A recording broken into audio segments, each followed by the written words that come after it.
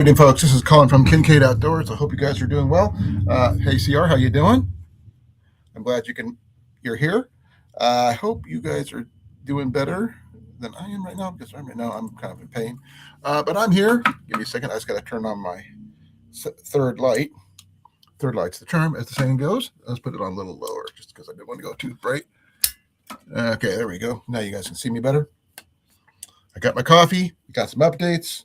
Way to chat. I may be putting on something else here in a second because my shoulder is really sore right now. So bear with me.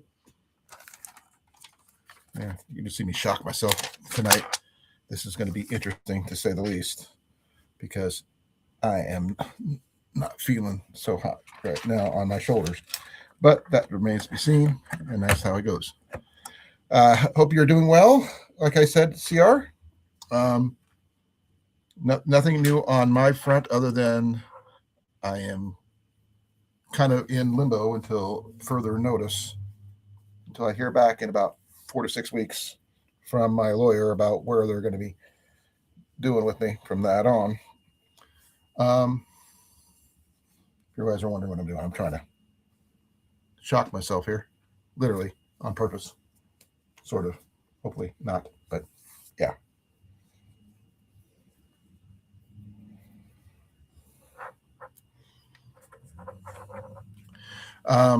My potatoes are doing. My potato, I should say, one singular, is doing quite well, and my pepper is doing decent. It's about that big now, so it's not. It's kind of in a slump right now, unfortunately.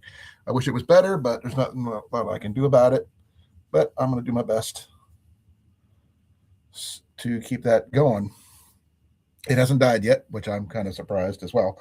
Um, my potato is almost catching up with Ian's potato, which I'm really shocked about on that point. I don't have anything majorly new to show off other than my new phone, which I'll be from here on out. I'll be recording all my videos on that until I get me a better camera, and I will be showing that off shortly, hopefully, when I have more to show. I don't even have a case for it yet because I just got it yesterday. But it will be an upgrade from my A51 5G I used to have, which stopped updating, or at least down for updates, 2 months ago, maybe 3 months ago. But I'm not going to show you the screen or anything, but there it is. That's it. That's all there is to it. It's an A35 5G. Got a 5,000 milliamp battery, so it's going to last quite a bit. And the picture quality is amazing. I just checked out some of the features, and yeah.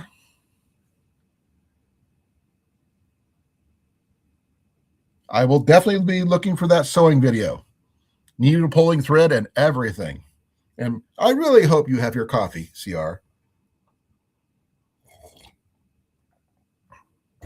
I am hoping I am live. I got 8 people in here. Oh my gosh. And there's only one person talking to me. I don't know who you are, but hi. I don't see anybody down below, so there's no one here yet. So I'm hoping someone pops in here and says hi. Put a 1 in the chat. Don't forget to like, share, subscribe, just like it says right along here. And then we can hopefully get some more comments about whose buckets are doing better than others. I've only got 2 buckets, so I am not going to have the amount of updates as other people do.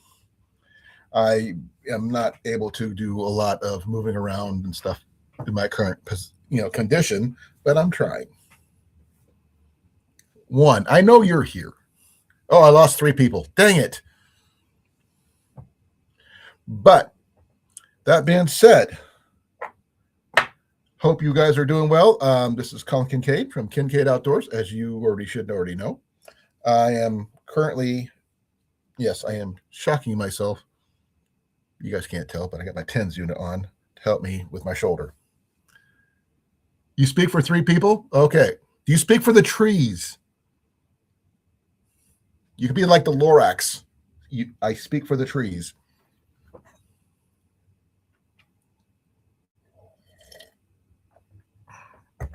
Okay, first and foremost, folks, how many people here drink coffee? I need to know, because This is a actual poll here. And if you do drink coffee, what brands do you like? I want to know. Yes, this is my coffee break. I want to find out who drinks what. You and Groot. So you think the Lorax was a Groot? That's a good theory. Hey, Molly. Hey, love. The Lorax was a Groot. He speaks for the trees.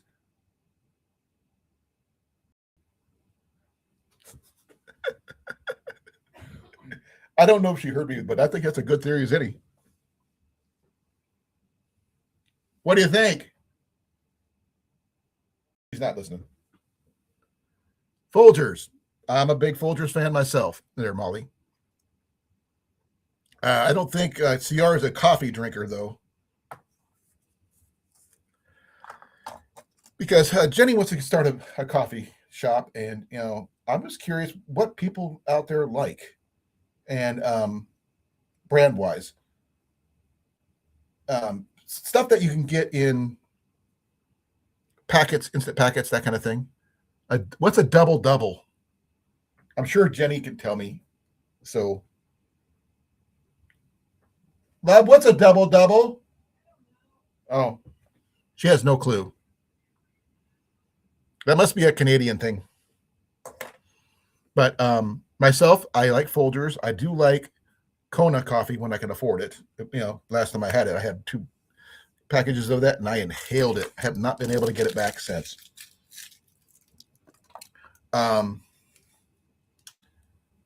Oh, I do have a slight weird update.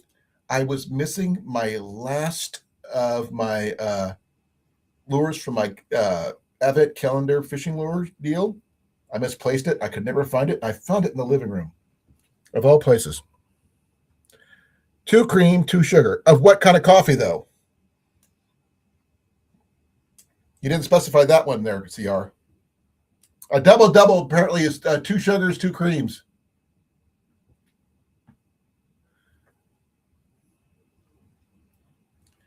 I'm a black with sugar kind of guy, so bear with me, folks. But I just drink a lot of it. You're not picky. You don't have a favorite. Okay, when you go shopping for coffee, what do you buy? Just something from Starbucks or something, or in your case, what's the? Oh, that Canadian coffee place. I can't remember it. Please forgive me. I'm just trying to remember. Cheeseburgers.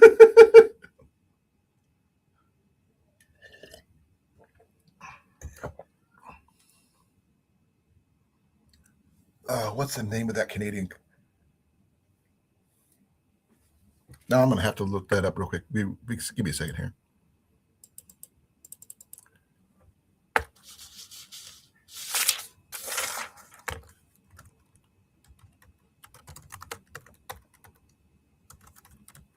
Tim Hortons, right?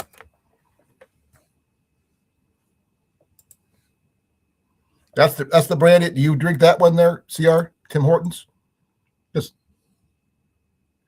Tim Hortons. It's like Horton here's a who, which goes along with the same topic I was just saying.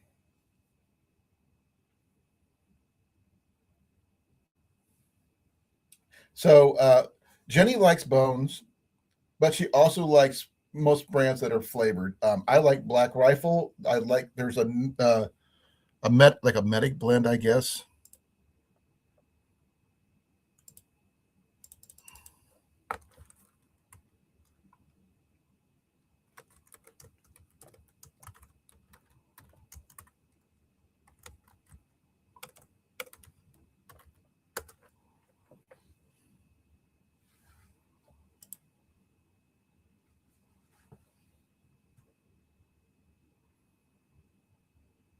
You like Starbucks, you like Dunkin', Dutch Brothers, Death Wish. Some might like that one. That's another brand you can get, huh? Death Wish.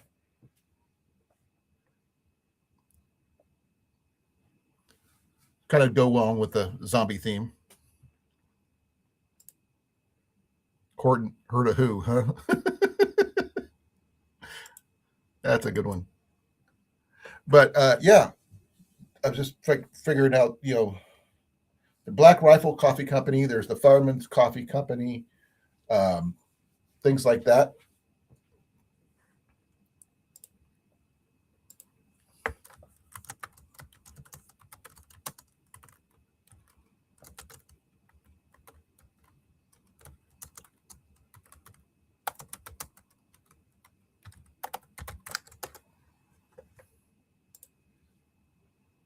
Hey, G2, how you doing, brother?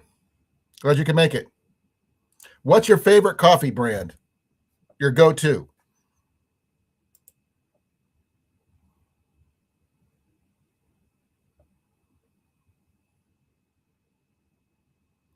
Oh, there we got Deadly Grounds Coffee. We can go. That'd be interesting. Ravens Brew. That's a good one. Fireman Department. We don't know about that one.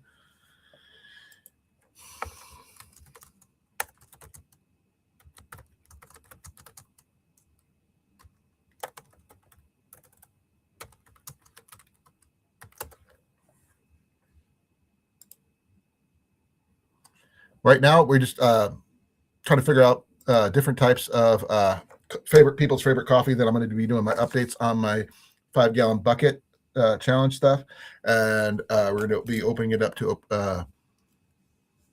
Black Rifle Dark. Okay, okay. I'm gonna do it. Okay, I'm gonna give me a second here. I'm going to go post those 3 links on here right now. Okay.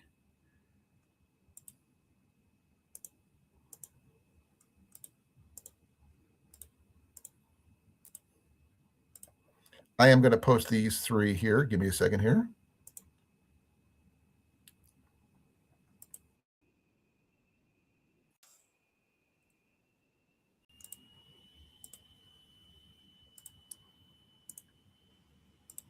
Here's the first one for you, Gary.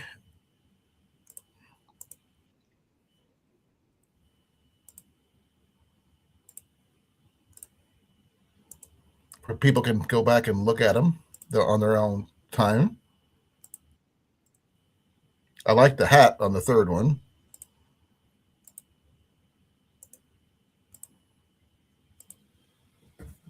There you go, G2. Got them all up there.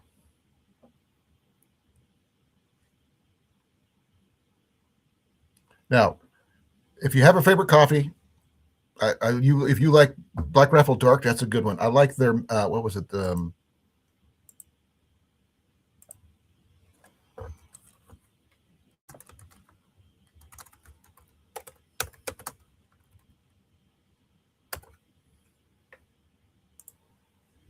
one that looks like it's got the medic symbol on it. That's the one I like.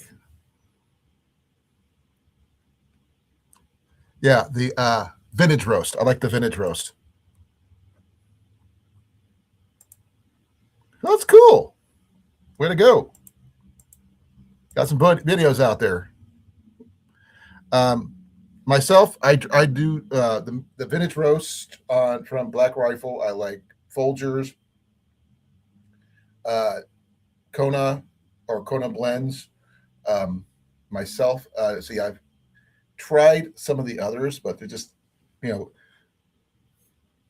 Bones is good to a point. I got some new ones. It's called Me and You, which is really interesting.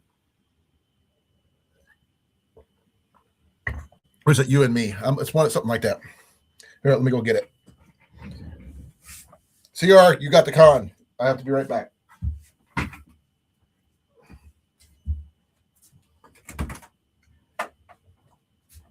Hey, hon. Found a bunch of really cool zombie themed type copies that you might be interested in. And did you hear what I said about the Horax? Yes, I still think either he is a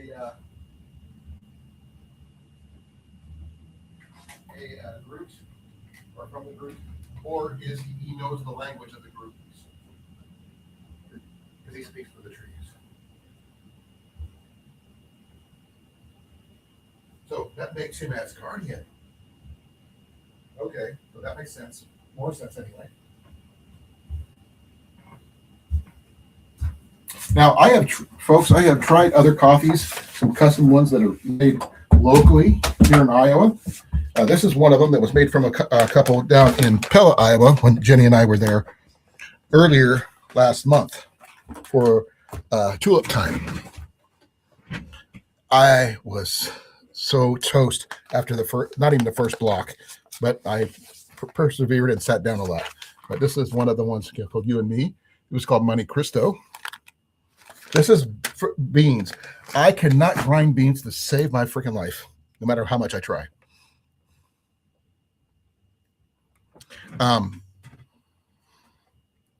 We have 3 little push battery plug-in push grinders, but I could never. They're not set. They're not programmable where you can say this is what I want without making it go into powder. And I hate powdered coffee.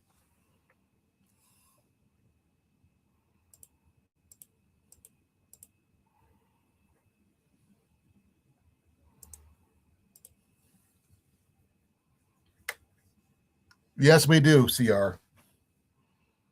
And in case anybody's interested, I will post their they have a website. Yeah, you can come up, Gary.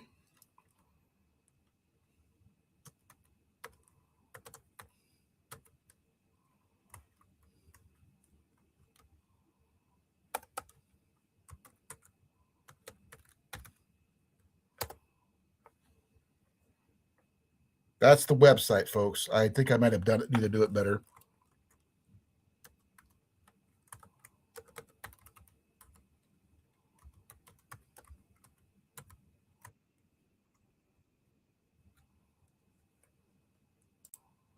Hey, Gary, how you doing, brother?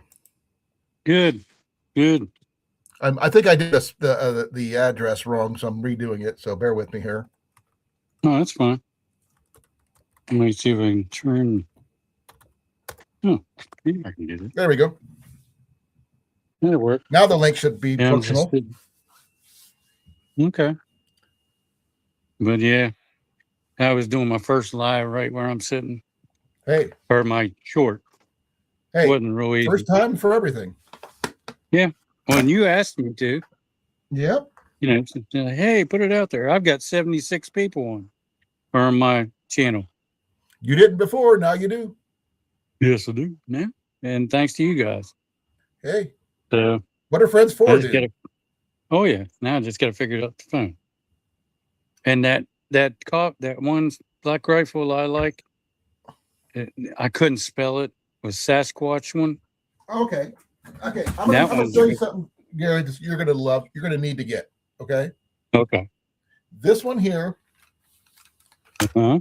You need one of these. Oh, okay. I've got several. I've got one over here, and I've got one right here. And I think I got a third one somewhere else. I can't remember. But they're easy to use. You can get them at Walmart for under $20, and they can hold your phone, help you record, all that stuff. Oh, cool! I'm gonna have to look that up because you don't necessarily need to get a freestanding tall one like I use, but when you're doing a big wide shot for trying to display stuff, it helps. Trust me. Oh yeah. That way you can sit. Well, in my case, I have to sit down and look up right now. So because I can stand only for a little while before I have to sit. So that being said, how's the shoulder, by the way? Right now I am shocking myself with my tens unit. Oh, tens unit. What are you up to? Are you up to 8? How about 10? Oh, okay. That'll work. Yeah. Don't do that if your arm's sweaty. Trust me. I know. No. I'm perfectly dry. It's just. Well, I was at the Air Force hospital in Iraq in Balad, and they put ice in a cup. Well, water. You burned yourself, didn't you? No, they put it on me and then had that 10 thing on and cranked it to 10. Oh boy. You got burnt, didn't you? Yeah, a little bit. Okay. It was no fun. You're talking to a medic here already. I know. I was a combat lifesaver, Say, but I was. but We being know on the what we're receiving talking end about. sucks worse than anything Hey, else. you got that right. I just got to figure out how much. How do you get this? I'm trying to figure out how you do the camera thing. Oh, there we go. You already got the Okay. camera showing. Well, I got it horizontal on my. I got this thing from Amazon. Mm-hmm. It holds your phone right here on your chest harness. Oh, goes over the thing and goes like this. No, you put a molly, you hook it to your molly. Mm-hmm. You can fold your phone down and look at it. Oh, Like you what don't need the to do that SF right now because that'd be kind of confusing. And it also hurt your neck. Yeah, Don't do that. It'll hurt your neck. but right now I got it as my phone stand. Okay, I'm trying to get a stand that could show you that's really quick and easy to use that Right. you can pick up from Walmart. Okay. But I've got 3 tripods, maybe 4 tripods in my office right now. It's kind of weird, but oh yeah, here it is.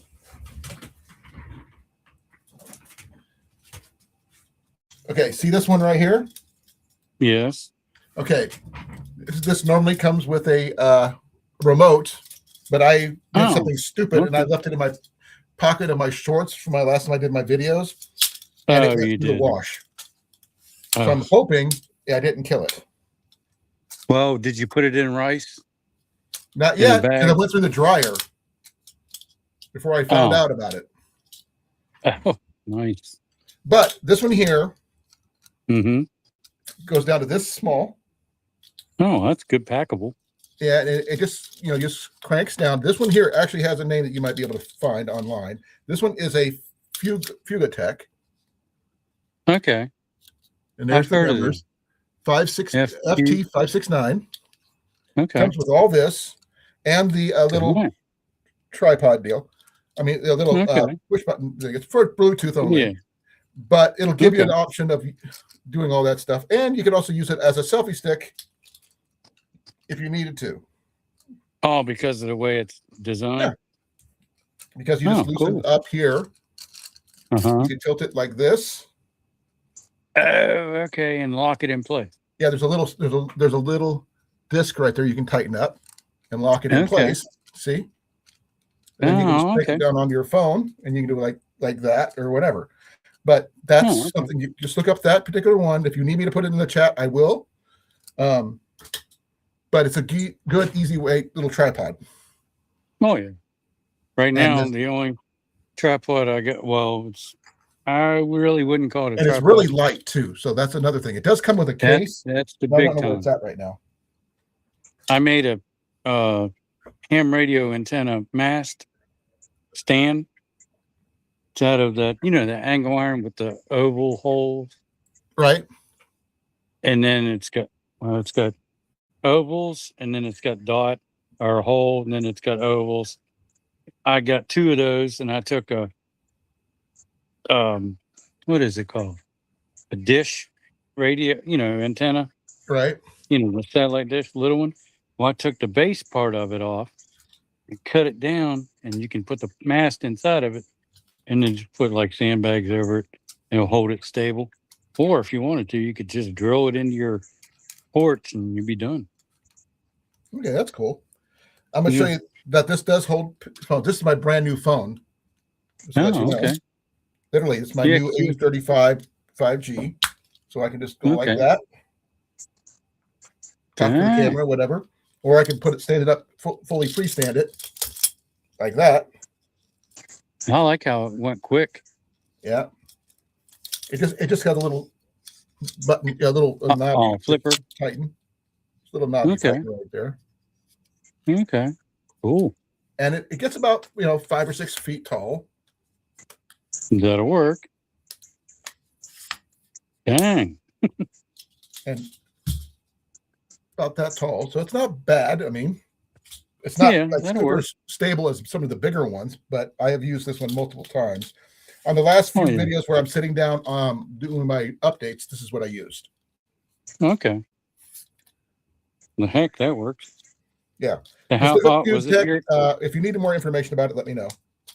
Okay. I'll forward you that information. Yeah. No, I think you have my email, don't you? I believe I do. I'm gonna have to look it up. So if not, I can get it to you again. So if I'm not sure what CR uses, or Right. Molly or Jason, because Jason's got a really high tech setup for his. Right. And Yeah, Cliff, how hot? go ahead. Yes, Cliff. Yeah. No, you were saying something about Cliff. Cliff uses a laptop like I do, but I don't know what camera setup he uses outdoors, except for his phone. So I just got this phone yesterday, so I have no idea how good it's going to be recording wise. Right. But I do know that some of the pictures are just amazing, to say the least. I want to show you what my vintage car looks like, if I can do it. Go right ahead. What is it? I can't see it.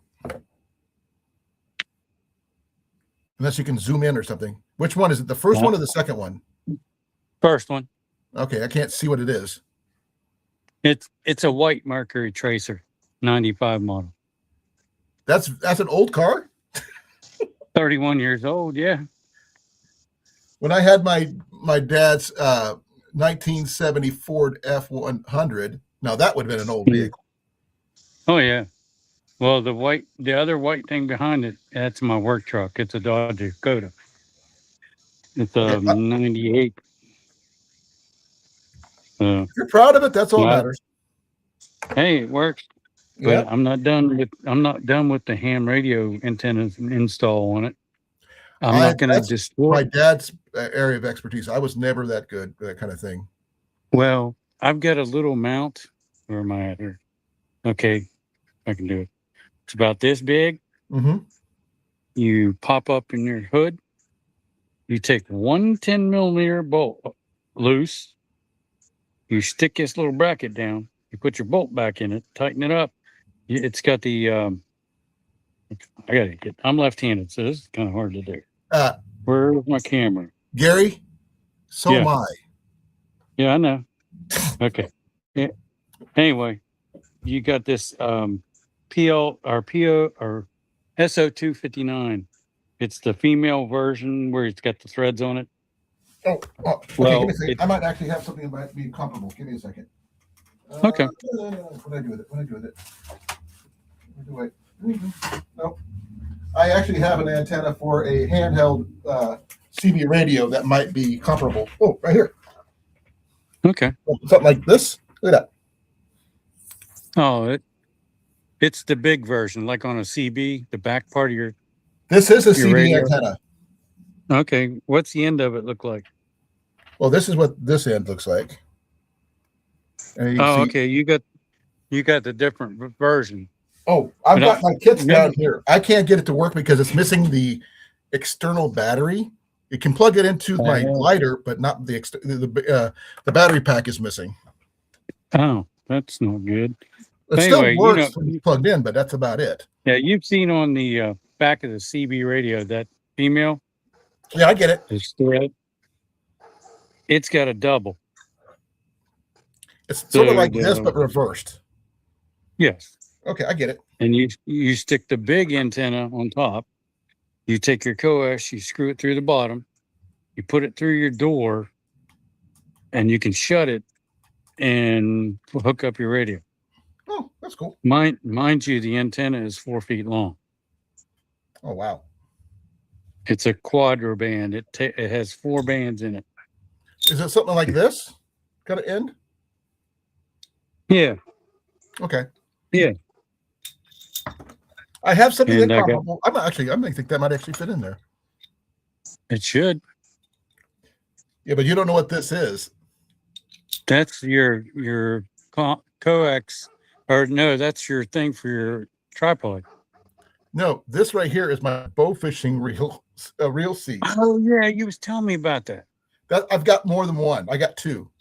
I got a bottle fishing reel and I've got a reel seat. And this is you showed me that. Yeah, because you were going to replace that blue one. Yeah, it's too heavy. Right. I can I picked hear up the one weight. at Fleet Farm while I was over there with waiting on my son to get his rifle, and Mhm. the thing weighed like a tenth of whatever that thing is. I got this off of Temu, and this thing weighs a ton. Mm. No, that's not good. No, especially since the reel itself weighs a ton. Oh yeah. It's like that Yeah. big. Oh, that, Yeah, damn. I'll show you. Okay. Okay. This is it. Oh, that's as big. That's like a Zepco 606. No, this one's an 808, Oh, dang. and this Okay. is a bow fishing one. Right. Oh, dang. Okay. Nice. So it's got the big corded and stuff like that. But this is for bow fishing. Mhm. I have it set up for left-handed, but most people don't realize I cannot have it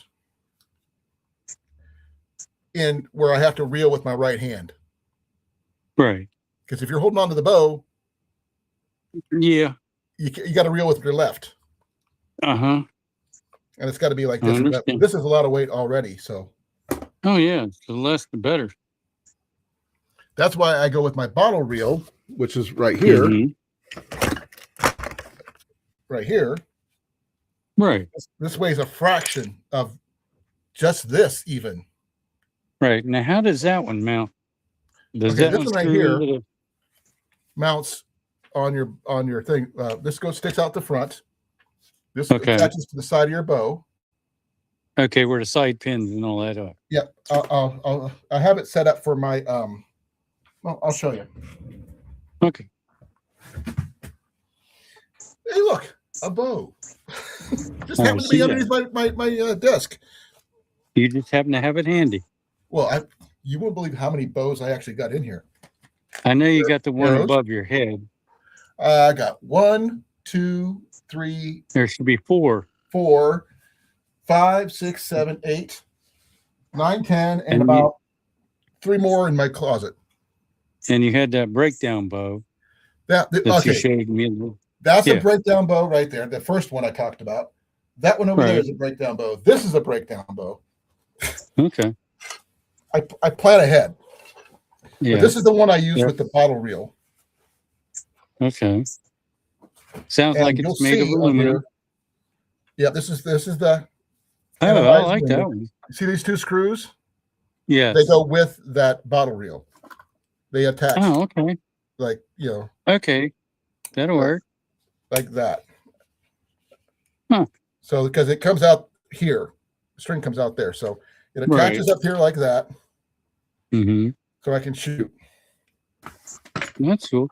Now, how many tests is the one for the bottle reel? It's about the same. Oh, about the same. Yeah. Now, could you use arborist line? I do not know how much is the test as an arborist line. Like 800 and something? I do not know, to be honest. Because I got the arborist little bag, the little 14 ounce little thing that you throw up in the tree with the string. Let me so check. You can pull your. I'm gonna do some checking here. Okay. And it's lightweight too.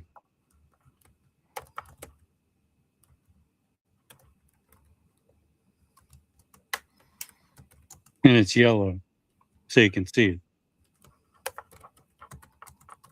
Because if your knot's not tied good enough, your little sandbag's going somewhere. Okay, your arborist throw line has Yes. a pound test ranging from 150 to 450 minimum breaking strength. So, yes, it probably would work. Okay. Now, Yeah, cool. I will tell you this: getting one of those bow fishing reels, like I have, I just showed you the bottle reel, right, is not cheap. Unless you're me, then I can get lucky to find one used. Right. I paid $30 for mine. Really? They normally go for $130. I know. I've seen the real cheap ones in Cabela's, and I'm like walk by it, Right. Like now going this other route with one of these setups, that's cheaper, but I actually got this one for $5. Oh, heck, you did good. And this was also $2 or $3. Right. But this is also not the right weight because this is No, when we combine these two together. I actually got you got figure it out. probably about a pound and a half. Well, I actually got a bag here somewhere, and I got a scale, so we can weigh this thing to find out exactly how much these two items alone weigh. Okay. And I'm going to use something a little funny, and I'm not advertising for what I'm using. It's just that I use it for a dice bag. It's a simple Crown Royal bag. Hey, don't feel bad. That's what I used to use for my like Matchbox bag or cars. Yeah, I use them for medieval dice. Well, when I yeah. go play Dungeons and Dragons. Oh yeah. Well, where I used to work, the ladies used them bags a lot, and it was mainly for tips. If you know what I mean. Yeah. Hold on. Okay.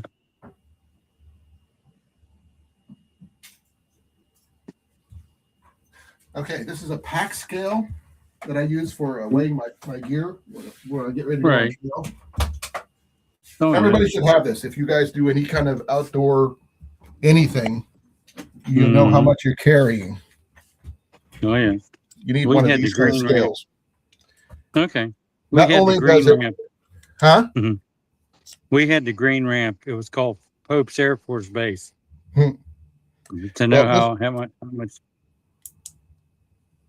Of course, you look like cattle standing on it, but you know. Okay, you can see it's kind of hard to read, but yeah, there you go. Wow, that's pretty bright. Yeah, it also does the temperature. Really? In like Celsius and Fahrenheit. It does both. Yeah. Oh, cool.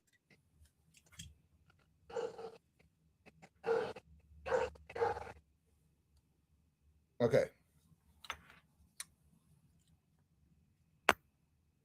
That's how much those two items weigh together. So yeah, you trying to hold that up on a bow and shoot a fish. Right. It's not near impossible. Well, that you've got an angle because the fish, if you shoot straight down, you're not going to hit it. Okay, CR wanted me to roll for his dexterity, so give me a second here. All right. I'm sorry, I'm a D&D nerd, so bear with me here. Oh, you're good.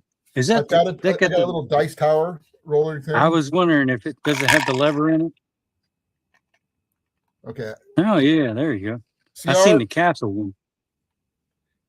You got a 16, but this one here's got a wizard on it. Oh, that's pretty neat. It's not my choice. I'd rather have like a ranger, an archer, but I couldn't find one. I just happened to find that for $2, and I couldn't really miss. But no, I've seen the castle ones. I've seen the castle ones. Oh yeah, there's a friend of ours who owns I think it's Dwarven Forge or something like that. He does a lot of woodworking, right? And he makes dice towers and all this other fun stuff. Oh, that's cool. But CR got a 16 on his dexterity check, so good job. He did good. I generally sometimes when I'm just sitting there talking to people, just reach over there, roll the dice to see what I'd get. What'd you get? Huh, better than CR. I got an 18. Really? Okay. Because they were doing something with one of them, and then they rolled an 18 like 3 times. I was like, okay, something fishy there. Oh no. I actually back in the day when I used to play a lot. I had my cousin was running this one game, and we had to roll up our new characters. We had 4 characters we had to roll up. And I rolled mine in sequence. So I did roll for this character, roll for this character, roll for this character, roll for this character. And every time I got to this last character, I'd roll a 17. Oh, geez. He had straight 17s down the line, and it was purely organic. And he couldn't say I cheated because I was rolling the other ones first. Well, yeah. I decided to I was not rigged there, CR. No, but I couldn't say I did it illegally. He watched me roll it. Yeah, so I mean, there's nothing Everything else was different. There was not a lot of 70. Just that when I got to that character, and I kept that character because you don't find something with straight stats anywhere like that. Oh no, I would have gone straight to the lottery place and got a ticket. Especially if you had them lined up like that. Well, my cousin tried to rig the game where his characters would always kill us. He's one of those guys who really? he tries to kill the characters. He doesn't try to make it fun. So my job for that game was my character was going to kill every one of his characters, no matter what he did. Mm-hmm. So kill the storyline right off the bat. Oh yeah. But I was like, I'll do a short tonight, and then I did that. I like your. I have not finished watching all your shorts, but I do have them. Again, I put them in the chat, so they're all free linked. So please, folks, please go back and check those out. So you're getting exposure. Oh yeah. Thank you. You're welcome. Now that being said, I was going to show you how much that other one weighed because you saw how much that these two items weigh. Right. Now, when I go to attach the other one, which is the bottle reel. Now I don't know if it'll fit in here, mind you. Let's see what I do with it. Oh, there it is. I'm just going to see if I can attach it straight to it. So that way I can do it that way. Now, I do have it attached to the arrow right now, so it's going to be a little different. Oh, okay. Right. Let me see in here. Oops. Did it come on hook? Yeah, I'm just trying to get it to where it balances. That's the big point. Oh, okay.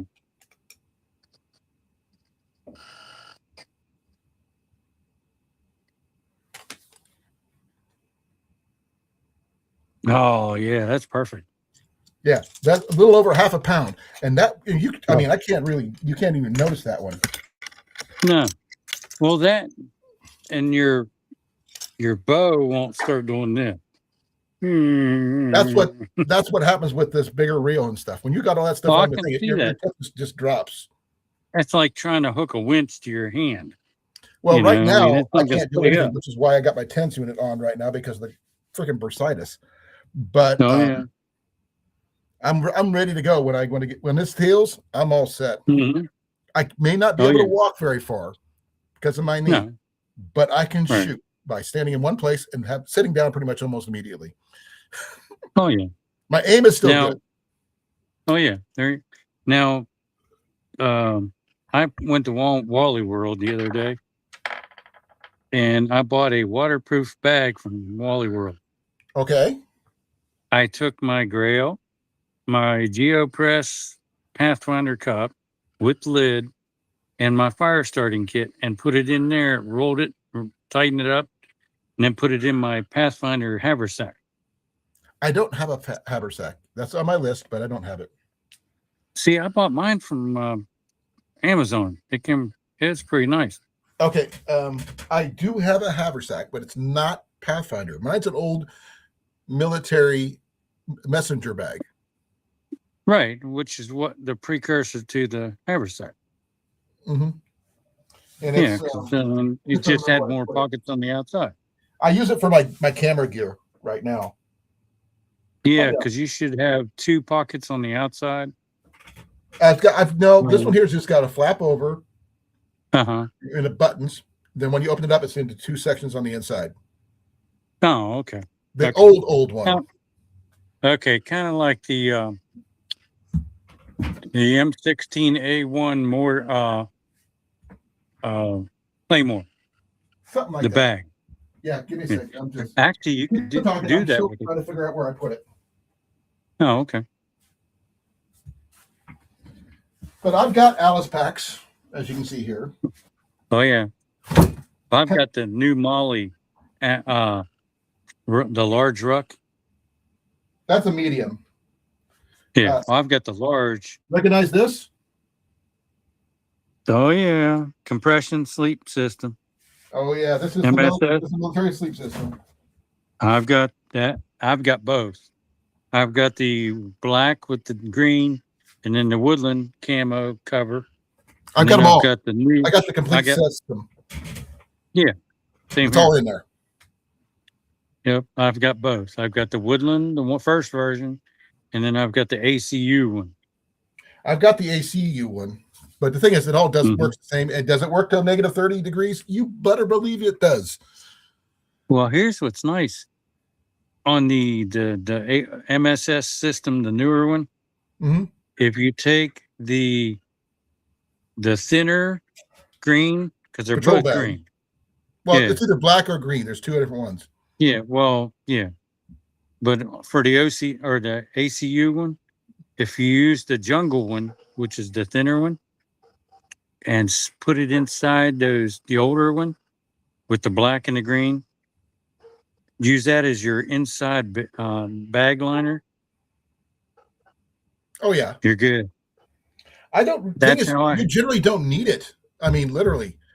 I mean, I Well, got I was. that. I used that one in 8-degree weather, and I was using it Mhm, with my in my hot tent.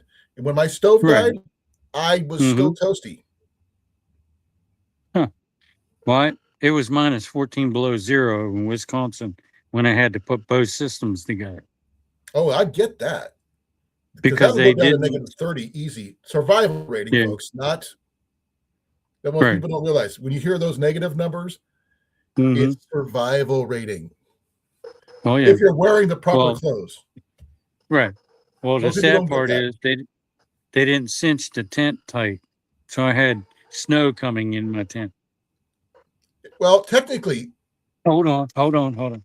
I can see what my fiance is doing. well, we You hey okay, Jason, how Nancy? you You doing, okay? brother? What was that Rick's at the noise? top of the chat. Feel free to come up. Okay. Where's Jason's here? Yep. Okay. Like I said, you really Oh, need to get one of those little tripods there, dude. yeah. It'll Oh, save you your hands. It'll free your hands up for doing stuff, that kind of thing. oh yeah. Or you can get a But regular one, which you could probably find at any thrift store or Goodwill or whatever you got. You right. will probably find one. Well, guess what? I got at a thrift store Saturday. Men's A Tupperware. huh? Men's Tupperware. Men's Tupperware. You found yourself a mess kit? No ammo can. Really? Men's ammo. That's our Tupperware. Oh, I get it. But I got it for $10. Good point. Good trust. But they painted it white. Usually that's first aid. A No. lot of people have done that after they they made a better use for it, which makes sense because they are waterproof generally. Oh yeah. And so, Well, as a medic, this and as one. you know, as a Yep. that's not necessarily a bad thing, No. but as long as if we could resurrect it as a first aid kit, that's more Yep. the better because it means your kit's going to be safe, secure, Oh yeah. and everything else. So, bomb proof, But basically. what was in it was everything to do with chainsaws. It had Okay, that's hold good. on. It had two 20-inch chainsaw chains, Oregons. It had a 12 volt 12 volt. You got to use a battery. Hmm. Chainsaw sharpener with all the replacement pieces, the little stones, and a hand file with the guide and an extra file, and then parts to a chainsaw in the ammo can for $10. Do you have a chainsaw? I have one at work. Hey, Jason. Hello. Hey, Jason. He found basically a maintenance kit for a Yeah, I couple heard. chainsaws for $10. Yeah, yeah. At a yard, it's called a vintage thrift store. Thrift store, doesn't matter. Jason doesn't trust thrift stores in his area. He thinks they have junk. Well, that one I No, they have. don't have junk. They have expensive junk. Well, this one we Well, have. you don't have Goodwills in your area, Jason? We have one Goodwill. Everything else is a High boutique price. antique shops. Oh, I get that. Yeah. You can't, but don't discount your little Goodwill just because it's a little one. Right. Sometimes those little Now, ones get in some really interesting things. now, if you go to a Goodwill and somebody somehow has a carbide light, get it Okay, because you can use that for camping. okay. This stand and light, I got at Goodwill. Mm-hmm. The, Right. the little light that's right here, I got at Goodwill. Mm-hmm. This stand and the stand I got from Goodwill. The light I got from Cecilia. This I got Right. from the Amazon bin store. Mm-hmm. This I got at a yard sale for $5. Hello, CR. All right. So yeah, I've got. So you did good. Oh, I got a Boy Scout, a 1970s Boy Scout leaders Smokey the Bear hat. Oh, cool. Brand. It's in mint condition. It's still everything's the sweatband's intact. Everything. Sweatband, the back strap for your head. Oh, give me a second. Okay. Yeah, now it needs just the bear mask. Yeah. Oh, dang. Okay. No, here's the thing. Look at that. Oh, it's still got Look the how seal and pristine that everything is. in it. Yeah, it does. Yeah, that needs to be reshaped. Well, it's Yeah. because it got knocked off. Okay, but the fact is, the sweatband is in full intact mode. Look at that. Right. Well, I'm at this thrift store that I got the ammo can. I have bought 3 Boy Scout troop leader shirts. They Cool. still had the patches on them. Oh, I'm And they sure were that like- Jason probably has more than a few Boy Scout stuff somewhere. Well, I was a Boy Scout when I was a kid. I was. I don't know if I have any of that stuff left. Oh, But I I cl- also I do. I acquire do stuff. have. I'm sure my mom has them. I still have the bolo of the wolf on it. Yeah. The little band that goes around your kerchief. I still got one of them. And I've got the Scout Master's knife. Oh yeah. This was Yep. on my floor. If that should tell you Oh, something. okay. But wait, there's more. Uh-huh. Did it have the little red bag for it? All right, Well, Billy no, I didn't Hayes. find it in the bag. Oh. That'd have been nice. I hate to tell you, but I gotta leave the stream for video wise. I'm getting tore up by mosquitoes. And they're Oh. getting ready to carry me off. Because I'm actually outside. This was just outside my door, so I didn't have to go very far. Oh, okay. It's hard for me to move around, so bear with me. It That's hurts. fine. I understand, trust me.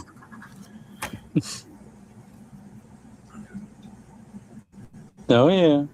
Now, I will tell you something about this kit. Mm-hmm. I got it for $1. Oh dang. Okay. And here, the thing that I am actually kind of surprised at. Mm-hmm. Hey Gary, you need a fan. Yeah, I know. This Mosquitoes can't fly faster than I 1 could shave with this, miles guys. Yeah. Well, if I lean back anymore on my porch, I'm gonna fall off of it. But yeah, I got to get in here before I start getting tore up. But I will talk to you in the chat. Okay, this is all All right. shaved off. This thing's razor sharp. Oh yeah. Oh, by the way, Jason, Gary's got out 3 videos, so I put the links in the chat for each of them. They're shorts, but there's still something at least. And I got to ask you something though when you get a chance. I know you can't hear me right now. I can't hear you right now, but when you come back, got a question for you.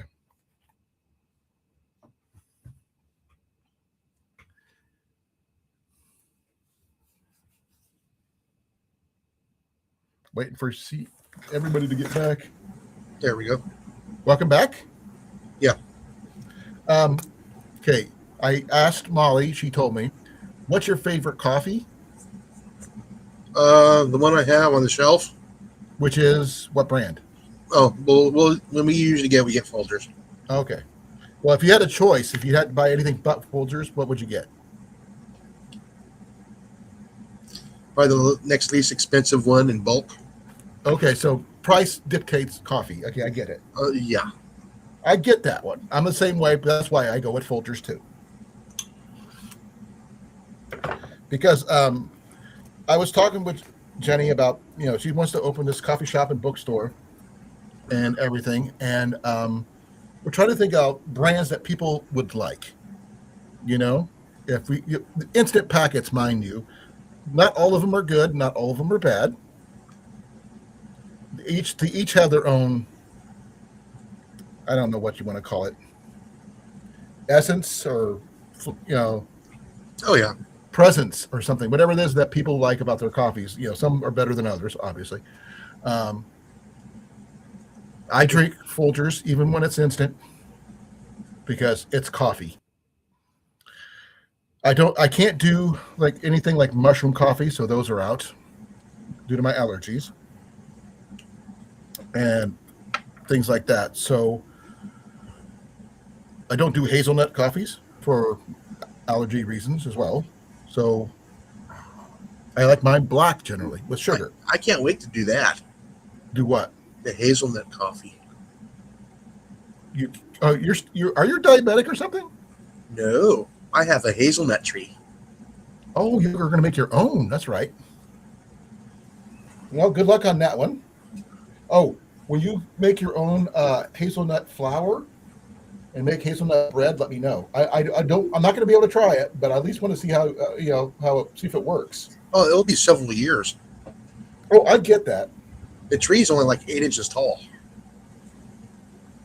Now, I was on a kick since Gary brought up thrifting and stuff like that, which is why I was asking. We were talking about the items we were talking about.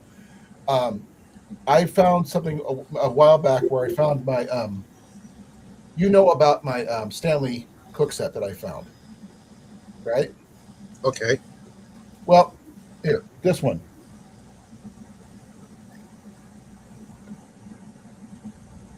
Yeah, your Stanley Cup. Yep. Yeah. Yes. I'm not a hockey player. Look, I did not earn a Stanley Cup. But it's got everything in here. And the one thing I like about it is the fact that the handle flips over and it locks in place. It's got the cups in there and everything else. This is where a lot of things don't work out too well. And the fact that it locks down pretty solid. Well, the same box that I got those, some tin plates, and everything else, I acquired this. Yes, it is an Ozark Trail bag. It is an Ozark Trail stove. But this is the closest reiteration of a pocket rocket that you can get on the market. It's not B1. I don't usually use canister stoves. Do I have them? Yes, I do. Now, in an emergency situation, would this work? Yes, Jason, you'll agree, right? This will definitely work. Right or not? Oh, yeah. Because hey, it's a heat source, and if you got the fuel, use it. And it's got a fairly wide bottom and everything else. I'm just going to use this as an example because this is a close approximation. So it will hold stuff. Now, would I rather use any other stove? You better believe it, because once you're out of a canister, you're out. And all you're carrying around is a big empty tin, whatever. But this thing has something else that most people didn't realize. It's got the piezo igniter on it. So, I'm not sure. Yeah, your microphone really sounds off. I'm sorry. Yeah, and it does tonight. Okay. Well, I don't know what to tell you. I don't have anything covering my mics or anything. Yeah, it's kind of slightly muffled. Well, give me a second. You're getting like a little bit of reverb. It might be my end. I don't know. I'm not plugged into my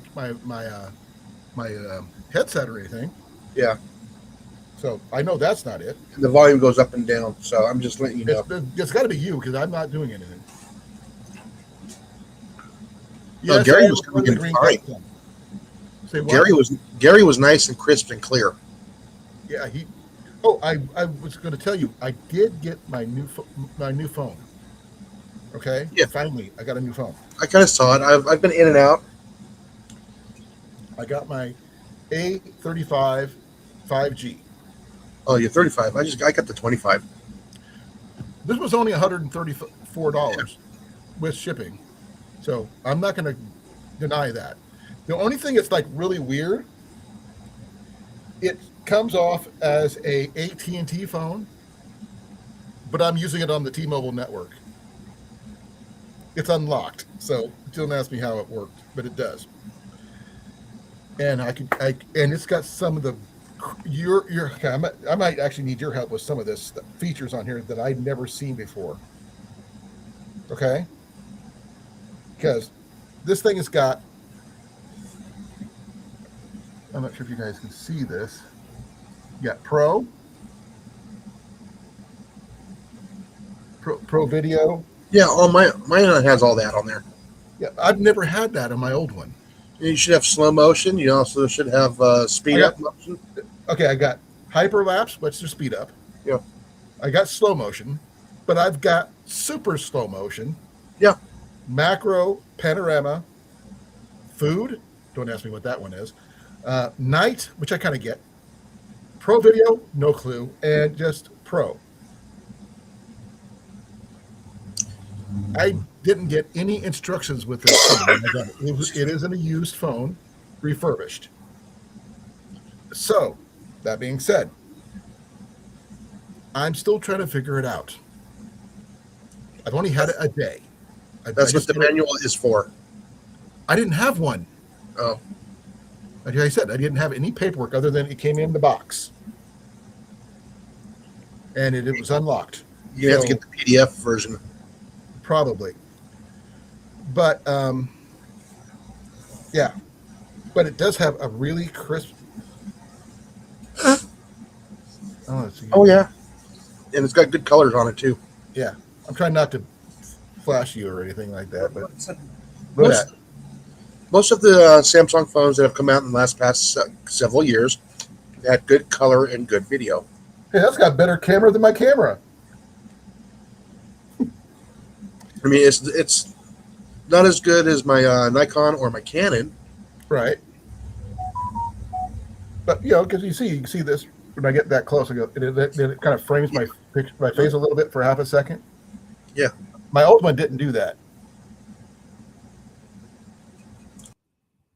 Gives me kind of, I'm just trying to figure out, see if that works on this side. Yeah. Yeah, see what that does? And I'm you just figuring out, playing with it yet. Yeah, and you can also do panoramic and stuff like that as well. That's what the one I just had up there was that. Yeah. Picture. I don't know about picture-in-picture kind of thing, but I'm still working on it.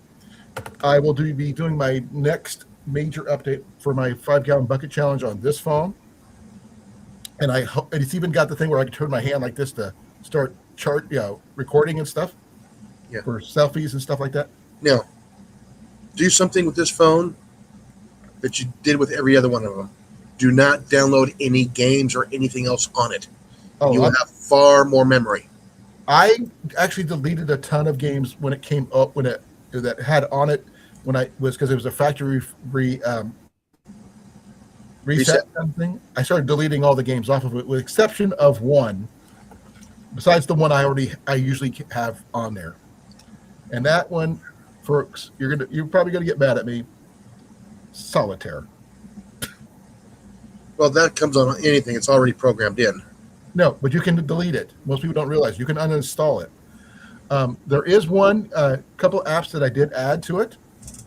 The Far Out app, which is pretty simple, similar to it's for GPS location where you're hiking and stuff. It's kind of similar to the Go Outdoors or the All Trails. So And don't forget your WeatherWise app. I do have my Weather Channel app, which I always have, and also I have it set up for weather alerts on my phone as well. Yeah. You know what's funny is the WeatherWise app will actually give you your alarms faster than the National Weather Service. Well, I'm sure it will. And then if you have the paid version, They will actually call you I don't want to do that. until you answer the phone. I don't want anybody to call me. No. Maybe If the you alert guys. goes off, if the alert goes off, it calls you in the middle of the night. No, I want. If I'm gonna, Tell you to I don't take want anything shelter. like that. I don't want anything to do with anybody Yeah. calling me that I don't know. Well, it's Ryan Hall. It's his app. Well, I get it.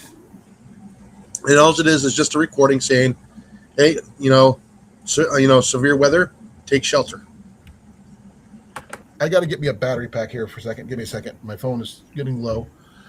It's got a 5,000 milliamp battery, and I've been kind of playing around with it all day. Trying to figure out what I can do. Either probably 64 gig on there. Probably. I got a 512 gig memory card in it. Yeah, I got to constantly thin out my gallery on my phone because I take so many pictures and videos with it.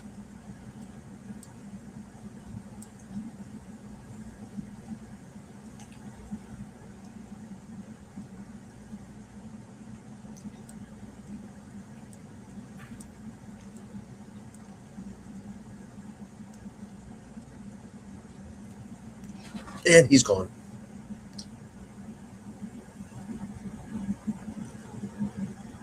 Alrighty, Mr. Gary. You have a wonderful slumber.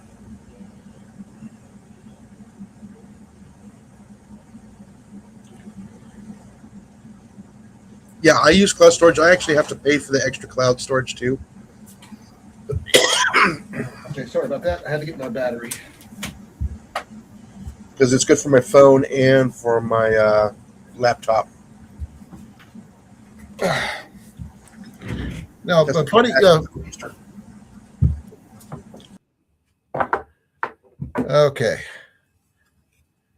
You see, Gary had to go to bed, which I can understand. Oh, I will. Say what? Oh, watch Gary stuff. Okay. I am charging right now.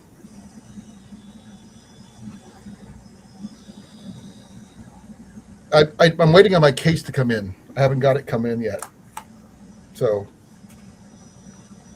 I'm working on trying to figure out what I can or cannot do with that thing. You know what I mean? There, Gary, I subscribed. He decided after he got so many subscribers that he had to put out content. Well, yeah, 34 subscribers. Oh, yeah. So he put out 3 shorts.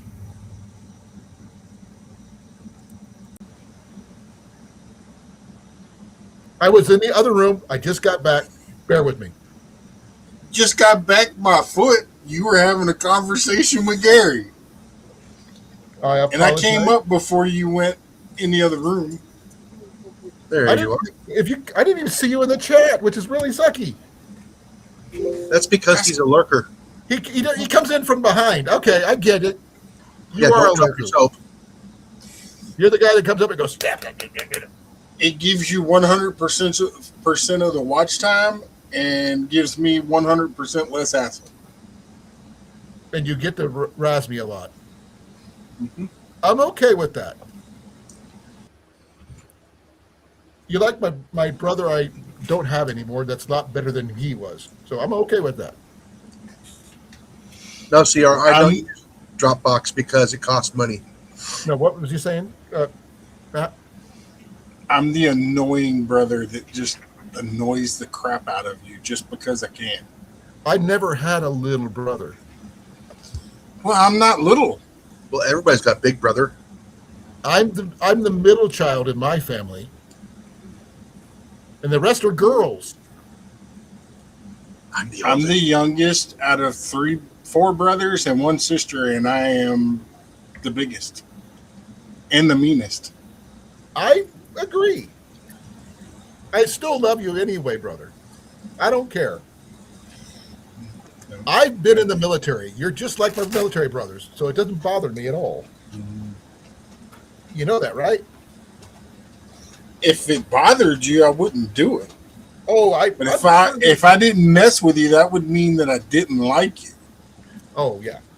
I'm not sure if you remember me talking about this kit I got from this one here. I got in a $20 box full of 10 plates, that Stanley cups, cook set deal, and everything. Then I went looking through this thing, and I found out it had some option stuff I didn't even know it had. Well, I mean, yes, it's like a little pocket rocket knockoff. Those are dime a dozen. Yeah, but sometimes those are easier. It actually came with 2 canisters too. You have to get what you can afford. I mean, well, I found it at a yard sale for $20. The big I was going to ask for one thing. I was actually going to ask for this, and he said $20. I go, for this? Okay, sure. He goes, no. He took the whole box, picked it up, and handed it to me for $20, which included the Stanley thing, a stack of plates, these things, 2 canisters, everything. And this thing comes with a little canister holder, as well as the little thing for refilling. And I don't even use these things. That's the funny thing. I just got it because you never know when you might need one.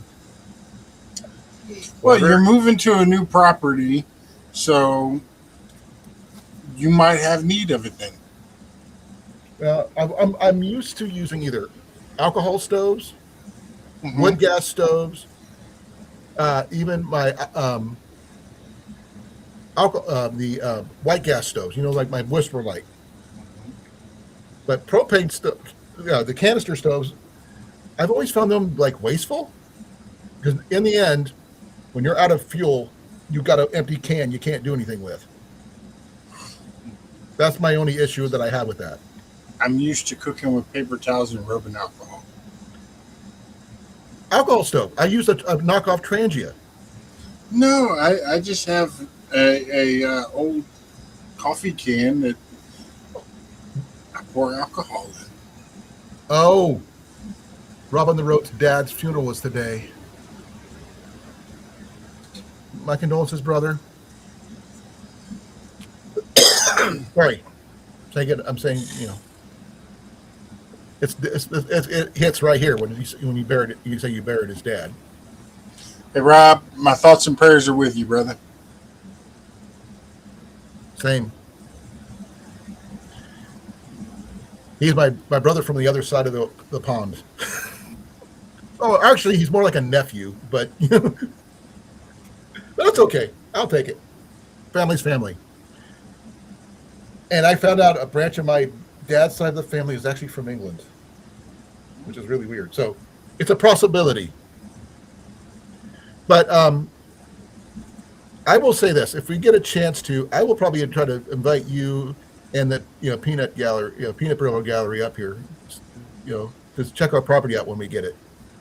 Hang out with us. It's not a big property, but it's got a killer view of a state park lake. Is it a target-rich environment?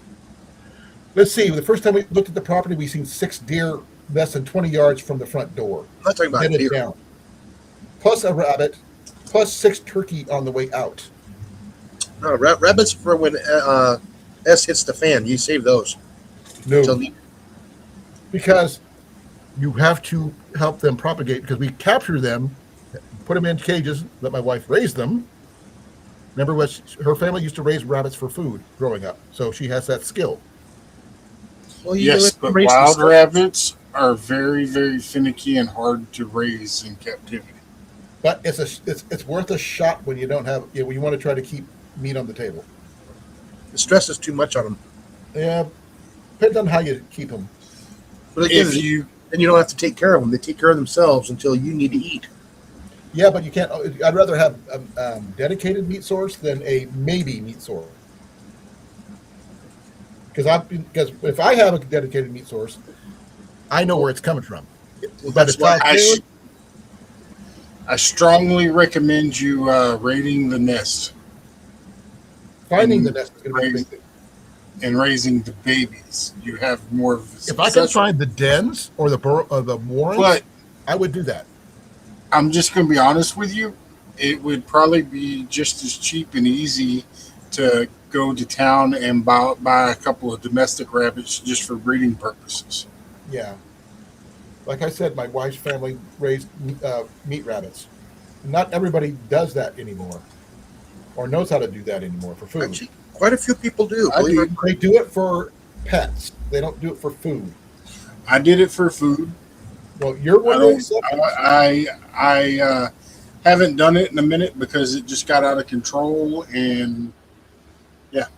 Well, the thing is, extra meat rabbits means extra trade items or something. But again, it is an expense for food. Well, if you have a farm that you're already harvesting stuff like that for your other animals, they eat pretty much the same thing. If you got like alfalfa or whatever, rabbits are going to eat anything that they can forage off the ground. Yes. However, when you start putting them in a domesticated situation, you need to feed them rabbit feed, and rabbit feed cost. Yeah. Or you need to build a pen that they cannot get out of to have on the ground where it's a constant growth of food for them. Yeah, that's and then you still have to, you also have to weigh in the factor of during the winter months, you're going to have to substitute. Oh, we were planning on chickens. So, no, I'm talking about substituting food for the rabbits. Yeah. Because our chickens here, they free range all day. They get their food. And we just give them like the cracked corn that's got the little bit of the rocks in there for their scratches. Yeah. Well, that's it. Okay, I never did this with my rabbits growing as a kid. We raised rabbits too, but not to the point like my wife did. They eat corn? Yes, they will eat some corn, but they prefer green. Okay, I wasn't sure if because my other neighbor said they tried soybeans, they tried a little bit of alfalfa, they tried a little bit of mixture of both. Basically, if you're putting them on the ground, they'll eat the grass. So basically, it's just like a rabbit tractor instead of a chicken tractor for rabbits. Yep.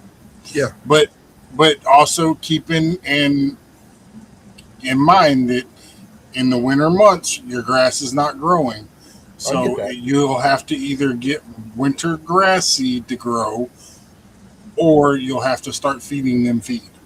Yeah, it's just too cold up there for any grass. But the thing is, if you can do it in the summertime that way, that at least it'll save you some money that way. But that's only a temporary. But I mean, does your local feed store carry ryegrass? Ryegrass is a winter grass. Yeah, but it gets too cold. Well, it's ryegrass. It'll grow in like negative 30 degrees as long as there's not snow sitting on top of it. Unfortunately, it's Iowa. No, he freezes. The ground freezes. Yeah. But I mean, if you have a rabbit tractor, you can throw that in the rabbit tractor. You can also grow clover. Rabbits love clover. Clover is expensive. We like actually clover is actually not a bad microgreen anyway. Well, on the flip side, it'll also bring deer down to your backyard. We don't really need that. We don't have that problem. Well, it'll also feed the deer, is what I'm saying. We'd have to put it out into the woods for something like that because literally 20 yards from the front door is the woods. You can put it in your backyard, and they'll come right in your backyard. That's where we're going to keep our chickens and hopefully, if any, rabbits, as well as our garden. But if you're going to go through the hassle of buying clover, don't just do it for the deer, but do it for all of your livestock. Because almost all livestock will eat clover. Yes. Because chickens are omnivores. They'll eat anything. Mm-hmm. Most people don't realize that. But like for the clover is kind of like for fat in the rabbits. I get it. It's kind of like giving a pig corn. You know, when you're going to take a pig to the slaughter that you've raised, the last 2 weeks of its life, all it eats is corn. Cleanses the system, but it also puts that layer of fat on them that you need. Yeah, the corn and the yogurt. We probably won't do a lot of that because, I mean, my wife, well, she helped raise them and everything else. She didn't handle the butchering side at all of rabbits. Rabbits are really easy to butcher. I know that, Yes. but she doesn't like physically doing it. There's a difference. Yeah. So try to go from seeing something you're feeding every day to something on your plate. She does not mind cooking it, mind you, and she doesn't mind eating it. Yeah. It's the killing it and butchering part that she can't handle. Which is why I help more often than she does. See, and that's why whenever I was raising my rabbits, my kids started getting attached, and that's when I said, "All right, I have to stop doing this." Because this is not a pet. This is strictly food. And with that being said, hey, y'all keep Cassidy in your prayers that she finds her pet. Which one? Spoon. Which one's Spoon? The snake. I didn't know Spoon got loose. Well, he didn't get loose. He got let go. By whom? I'm not sure, but I know there was 2 people in my house that wasn't supposed to be here. So somebody physically broke into your house? They were handling him and did not close the enclosures. Unauthorized people in your home. Okay. And Is that the currently, one that she showed on screen? yes, currently Texans Down Under is pissed off at me because I have forbidden those 2 individuals to ever come back to my property. I can understand. And they're lucky that I am not pressing charges because I could. You were trespassing. Understandable. I am on your side, brother. I have a lot of friends who have ball pythons, so I understand completely. But the fact is when they put him back in, they didn't close the container, and then they left the door wide open. So you're sure he got out of the house? He's not out of the house. He's out of the enclosure. So he's in the house, is possibility somewhere. In the house somewhere, unless he found one of the holes. Well, he's probably going to be somewhere warm, obviously. Yeah, I was thinking he would probably be by the deep freeze motor, but no. Or the ice box. Water heater. The hot water heater is portable, or tankless. Oh, okay. I did not know that. But I'm just because usually that's what I've had that friends who had them, and they found their snakes, their turtles, any reptiles go around the water heaters. I forgot about. I didn't realize you did have a deep freeze, so that's a different behind your refrigerator. Yeah, we've already moved everything. What about your washer? I can't get it out right this second, but I have physically gone over the back of it and looked, but you can't look under. Yeah, I can't move it right now. See, that's where you need one of those little borescopes, and you can stick underneath stuff and look. I have one. I just hadn't went and got it out. That's a future thing. Now going for okay, what was the name of the snake again? Spoon. Spoon hunt. 2026. I don't think he's under the washing machine because we hadn't used the washing machine or the dryer in forever. Because in those 2 areas, the dryer will probably be a good spot because of the heat, obviously. But yeah, but we hadn't been using it, so it's not going to be hot. And actually, our dryer quit working. So under the sink. I've looked underneath the sink. In the bathroom too? Yes. The only place I have not looked in the bathroom is under my garden tub, and that's because I physically cannot look there. The opening is in a space just like this big. I can't even hardly get my hand in it. So he could possibly be there. He could, but if he's there, then he's going to get hungry and come out. Yeah. At least you'll eat the rodents that are in your house. If there's any. Yeah. Well, I'm hoping he doesn't get a hold of any of them that might have some kind of illness. But like I said, I hope Spoons is found healthy and okay. No injuries, no deformities or death kind of thing. So, cause I actually got to see Spoons once. So back to what we were talking about before. Okay. Vegetables and stuff like that you have that have may have started turning bad that are non-desirable for you is a good supplement for rabbits. Yeah. And Like chickens. carrot greens and stuff like that. Limited, Carrots. limited Yeah. lettuce or anything else because that goes through them and gives them scours. Okay. What about? Okay, this is a what if situation. What If you're going to give them lettuce, you need to mix something with it. if you do it sort of like Deb does with her quail, but not you don't raise them in the wintertime, but just up until they starts to get cold, then you've got to take them to freezer camp, so to speak. Yep. And start over in the spring.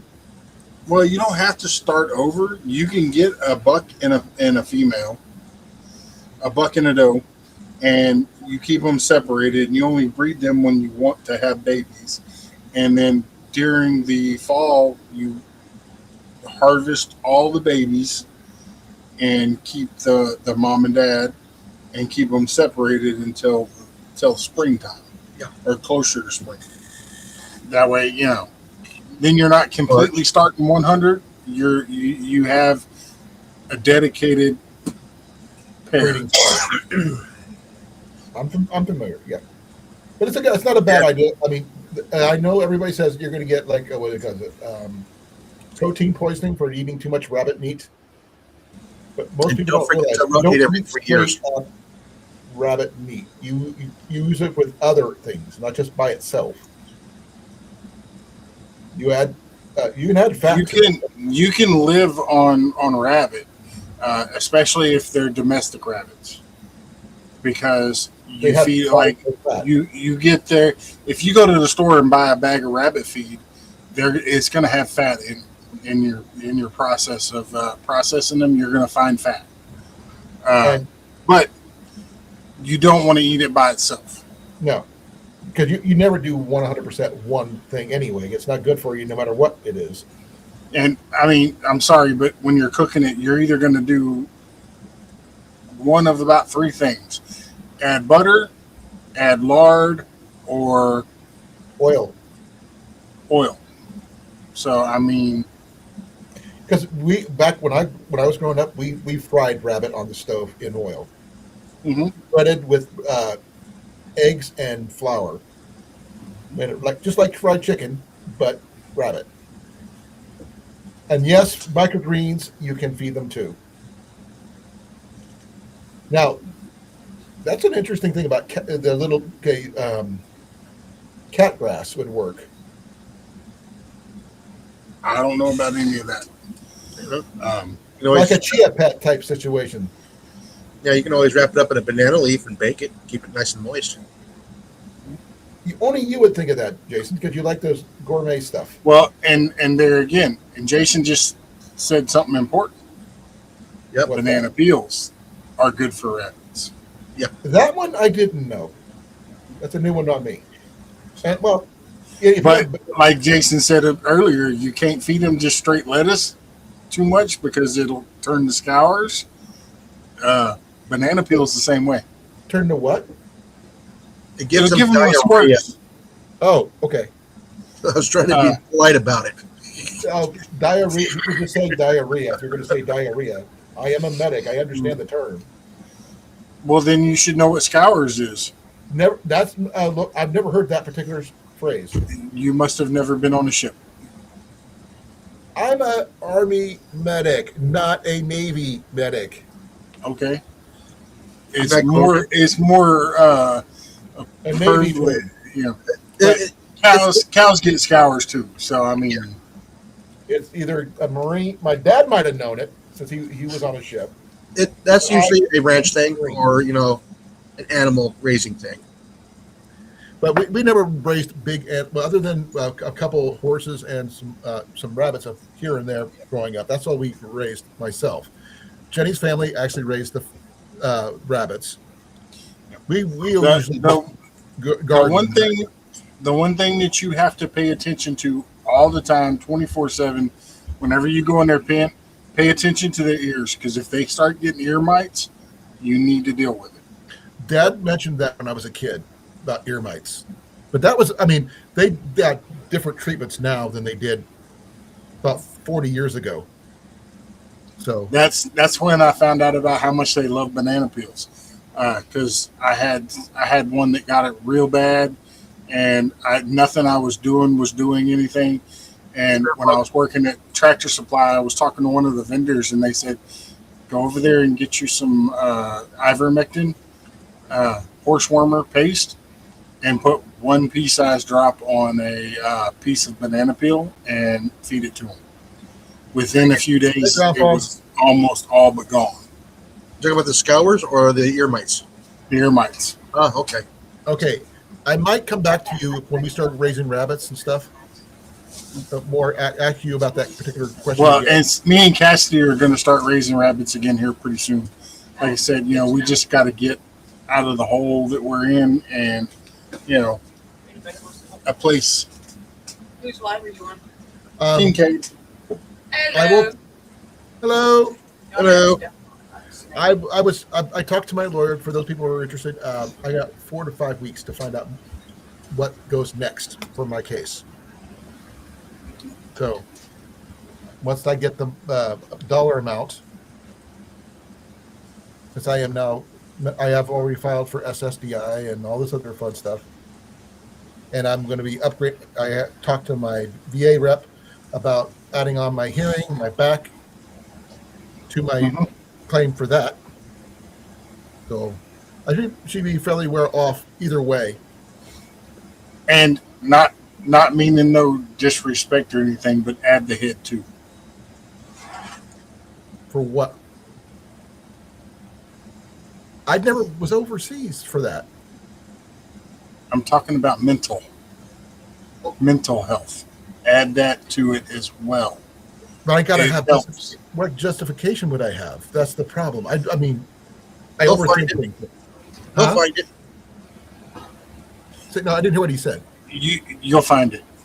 They will find it. They will find it. Here's the thing, though, because your mental anguish with all of the stuff, everything that's gone on for the last couple of years. I do know that I do have a little bit of survivor's guilt because some of my platoon members didn't make it coming back because I left before they took off. And make sure you tell them that, too. Yep. Yeah. But part of the problem I'm having, I went through my medical records and I found out something really disturbing. According to my medical records, I was never in the Air Force.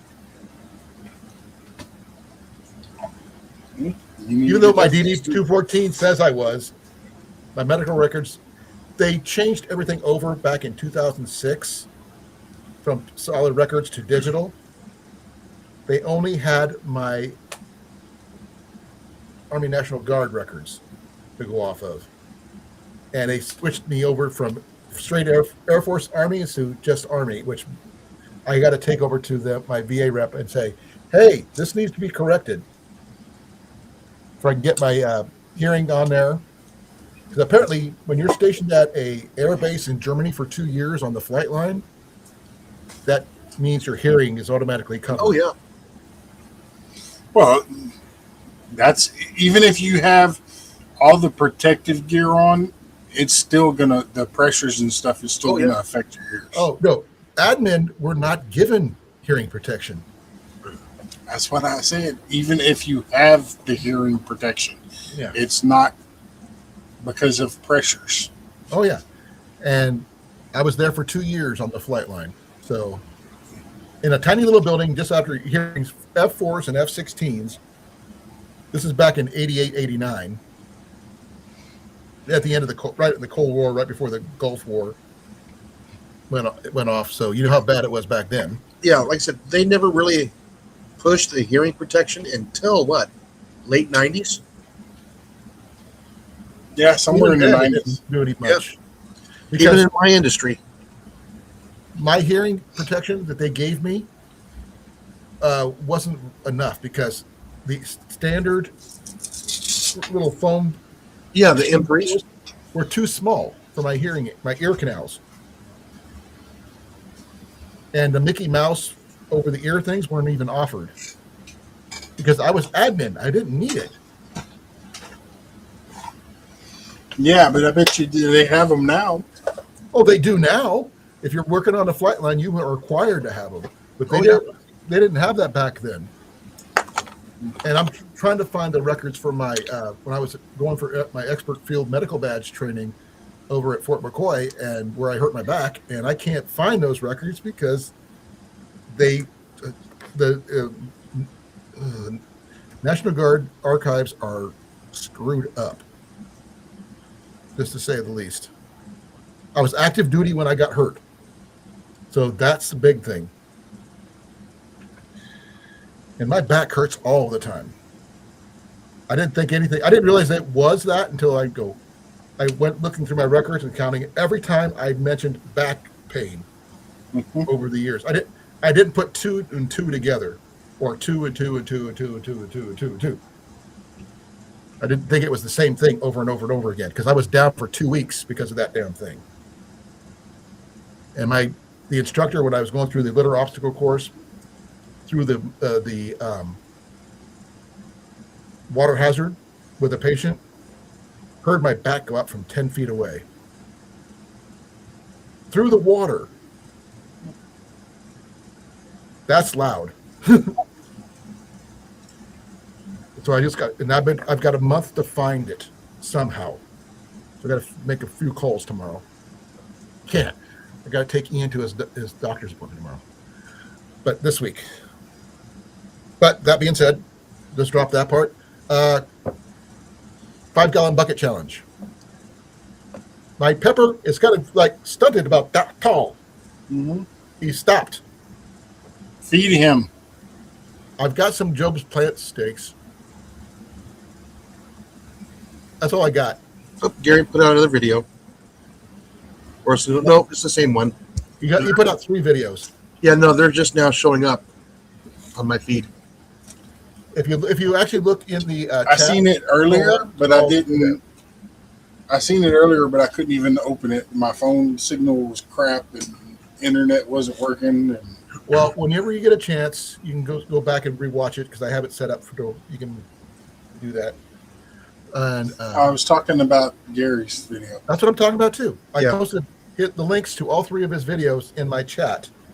After my video's my live's over, you can scroll. It'll pop up where you can read it and click on it. Or you just go to Gary's channel and look it up yourself. Yeah, I just subscribed to him. I thought I was. And he said, I got enough subscribers. I go, I'm going to have to put out videos now. I don't have a choice. Well, that's a good enough reason. But my potato is looking almost as big as Ian's. Okay, CR. That he planted a month prior. So it's catching up with Ian's. It has not produced buds yet, like Ian's did. But it is getting freaking big. Are you okay, Matt? Yeah. Because it looked like you're in pain when you're pulling your glasses off. No, I was making sure I didn't pull the little thing that holds it on my head off. Okay. I did find out that I got 5 bunches of tomatoes on that one clone. In 5 different, like batches of 3. About 5 different batches of 3 on my clone. So I should get quite a bit of tomatoes off of that one. Once they've already bloomed. I'm just waiting for the tomatoes. Yeah, I got to harvest tomorrow tomatoes. Okay, which type of those are just regular beefsteaks, or which one are they? I have the homestead. What? Say it again. Sorry, you jumbled. I have the homestead. Okay, I'm not familiar with those, but I'm sure you'll explain it to me. I have a question. Does he have a skunk on his head? I don't know. It looks like a badger or a skunk. I'll find out. Looks like a skunk to me. I'm trying to see if there's anybody actually. Okay, someone asked, please explain what is on your head and what kind of animal is it? Because he hasn't explained it yet. I would have asked, but I didn't want to. I hadn't had a chance to really watch his videos yet. He just told me that he posted them, so I went to his channel and started. I just uploaded, put the links in the chat. Uh, All right, you were asking about the 5-gallon bucket challenge. Yep. The only person that I've seen so far that has done an update besides myself is you, and I think Jan. I tried. Mine are doing great. I took one of the bell peppers out of the original bucket, and I put it in a hydroponic system. So Okay. we'll find out. My hydroponic consists of the cup that my cucumbers came in and a hole in the top of a lid. Okay, that's cool. I told you. You said to post a week, so I do them on Sundays. So on Sundays I do updates. That's what I said. Me and you are the only two people that I know of so far that has done one, and I think Jan did one. I think it posted Saturday. Cliff has been updating. Yes, but So does Cliff he. doesn't do it until Wednesday or Thursday. Yeah, mine's Yeah, tomorrow. everybody's got their own days that they do them on. I did mine on Sundays because I started off on Mother's Day, and I'm continuing that as much as I can. And it doesn't have to be on a specific day. It just has to be one video a week. It doesn't matter what day it's on. By the way, the one I did the week before last, I did record it on a Sunday, but I wasn't able to post it until because my old phone ran out of memory. That's fine. That's why I was saying it doesn't matter as long as it falls between Saturday and Sunday. Well, Sundays are my days. I got Sunday or Sundays in between Sunday and Saturday. Anytime at that, it doesn't matter. Well, like if you posted a video on Saturday and you needed to get one out of the way, and you posted another one on Sunday, it would count. Right. I did record it, but it didn't post until Monday. I'm sorry, but I did record it.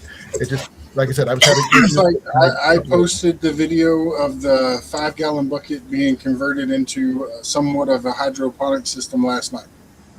I have not seen that one yet. I've been trying. I know. I meant to tag you in it. I tagged Jason and Foxit, but I couldn't find yours in the tag spot, and I was like, I'll come back and do it today. Well, I've been busy. Okay, I was wondering. I didn't see it, so usually I've been watching my announcements and stuff, and notifications. But I will go back. CR saw it. Yeah. Okay. Now I will tell you this: I did not put an air pump or aerator in it. Okay, So- you got to explain that one for me. I'm not familiar. By a narrator would be necessary. Got to keep the water moving. Okay, stupid question, based on something I've seen in a movie. But my plan is to connect it to my koi pond, so I wouldn't have to worry about having an air compressor in there or air stone in there, because it'll be continuous flow. Well, that's actually puts my question. That's part of my question I was going to ask. Okay, you've seen Blast from the Past, haven't you? With Brendan Fraser. Yeah. You know the little fish deal that they had going there with the tilapia they were raising for food inside their bunker. Mm-hmm. And I know that you could use those kind of things, use the fish water to fertilize hydroponic systems setups. Mm-hmm. Is that what you're planning on doing? That's basically essentially what I am doing. Okay. Like I said, I don't know. That's why I ask. It's aquaponics. I'm just good at putting two and two together. Just this reason Whenever I get my greenhouse where I want it, everything inside of it is going to be set up on a hydroponic system. I will have. I already have the 2 big water troughs that I want to use for the tanks for holding the water and growing fish in. I already have the fish because I plan on putting bluegill in there, in parts because I want them to repopulate, and I will take all the babies out and put them wherever I need to. But it's food. On top of that, they have the higher rating of feces in the water. So thank you, it would CR. be I will definitely plenty of extra. It'll be plenty of extra nutritions. CR just posted both of your videos. Yeah. Much appreciated, CR. So I'm gonna have to mute it but I am going to definitely like it and run it in the background here. Bear with me here.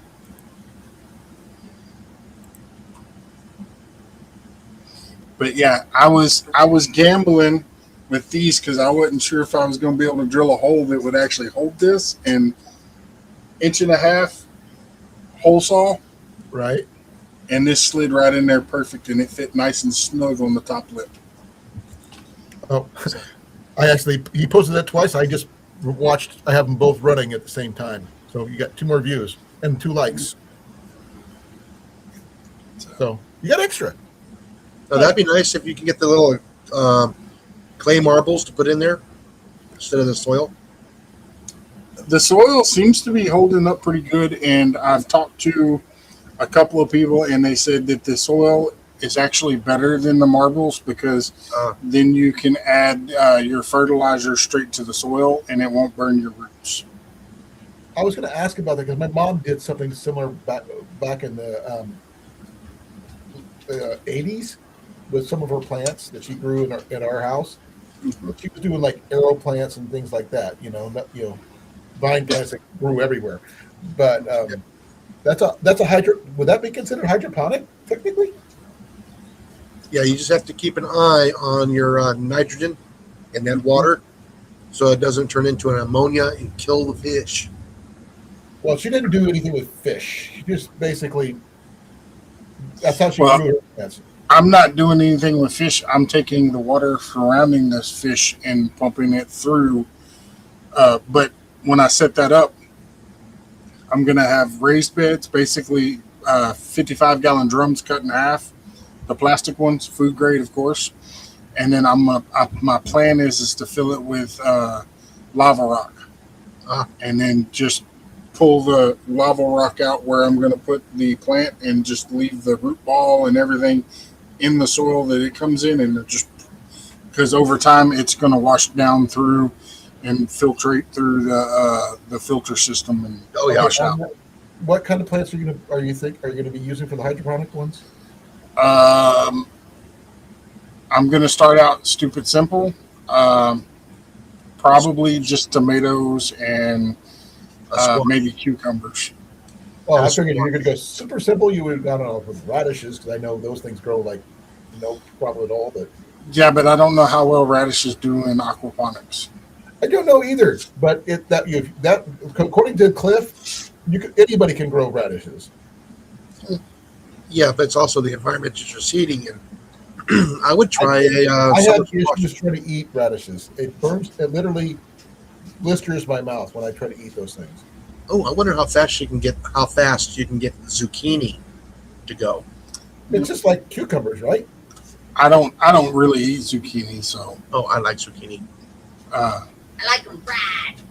Texans, the peanut brittle gallery says I like them fried. Yes. Anyways, you like fried green tomatoes too? Now, yes, I love fried green tomatoes. I love fried red tomatoes too. Oh, I also like pickled green tomatoes when they're small. If Cecilia was here, I want to answer a question for what I had for lunch. I actually had a salad today. At the end of the day, my end goal is I want to try to do watermelon in a hydroponic system. Ooh. Where it's half inside the greenhouse and half outside. That would be I don't know if that could be. That'd be interesting. So. Oh, one quick question.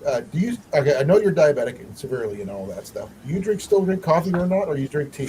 I don't drink coffee. Or you drink tea? I drink tea, unsweet, cold. And there's plenty of caffeine in that. I was just double checking. So, what's your favorite type of tea? Brand? No, not necessarily brand, but type. But both, either type or brand, your choice. Well, I'm a Louisiana man. Okay, which means which kind? Lipton. No, Louisiana. I prefer Louisiana. Louisiana. Oh, Louisiana tea. Yeah, I'm not familiar with that. Is that with that? Okay, that's the brand Louisiana. That's the tea brand. Oh, I thought it was that. Okay, that's the one. Okay, Lipton's okay. There's an off-brand, and I can't remember the name of it, but it's actually really good, and it's stronger than most of your typical teas. Now, is that a bag tea or is that a like an instant tea type of thing? Bagged. Okay, because there's some people like loose leaf, some people like bags, some people like an instant, like a Lipton style. But it's just depending on who you are. Now, my favorite brand is Red Rose. Red Diamond's pretty good. I've only heard of it. I've never had it. But I was living down in Texas while I was in basic training and AIT. I have drank a lot of Texas style teas, so including Yeah, sweet they're tea, super which I know sweet. you can have. Huh? Typically super sweet. That's the Texas sweet tea. Oh no, I cannot handle sugar in my tea at all. Well, this was back in. See, and that's the thing. In Texas, you either drink sweet tea or you drink unsweet. There's in no in military, you between. can tea. Most Texans don't even like using the some of the additives, sugars, the fake sugars. No stevia, no Yeah. people, nothing like that. But yeah, 100% cane sugar. when I was younger, I would go to my grandparents' house, and my grandma was diabetic, and she couldn't have sugar, and she always had tea, and I always drank it. Mhm. But that's the difference between the brand that she used and the brand that my parents used. It's also how it's brewed too, because my mom used to make a sun tea Mm-hmm. that didn't have any sugar on it, but it still tasted sweet. It's because it's all natural. She brewed it was The- still bagged. It's something to do with the sun. It does something to the actual tea leaf itself, even if it's in a bag. Mhm. And it actually was really good. I've never been able to replicate But see, it. that was my grandma. She either had it in a mason jar, or not a mason jar, but a big tea pitcher on the front But porch my on the grandma rail, and my mom had that too. or she did it on the stovetop. Now, when And you she actually used an old percolator to do her tea. now one of the secrets with Making sun tea homemade is sun tea is something. It's a skill you need to know because if you can figure out a way to grow tea of any kind, use the sun to brew it. Well, that's easy. Just find you some pine trees. Pine needles tea is a good one. The right kind. Don't use just any kind, folks. You will kill yourself if you use the wrong kind.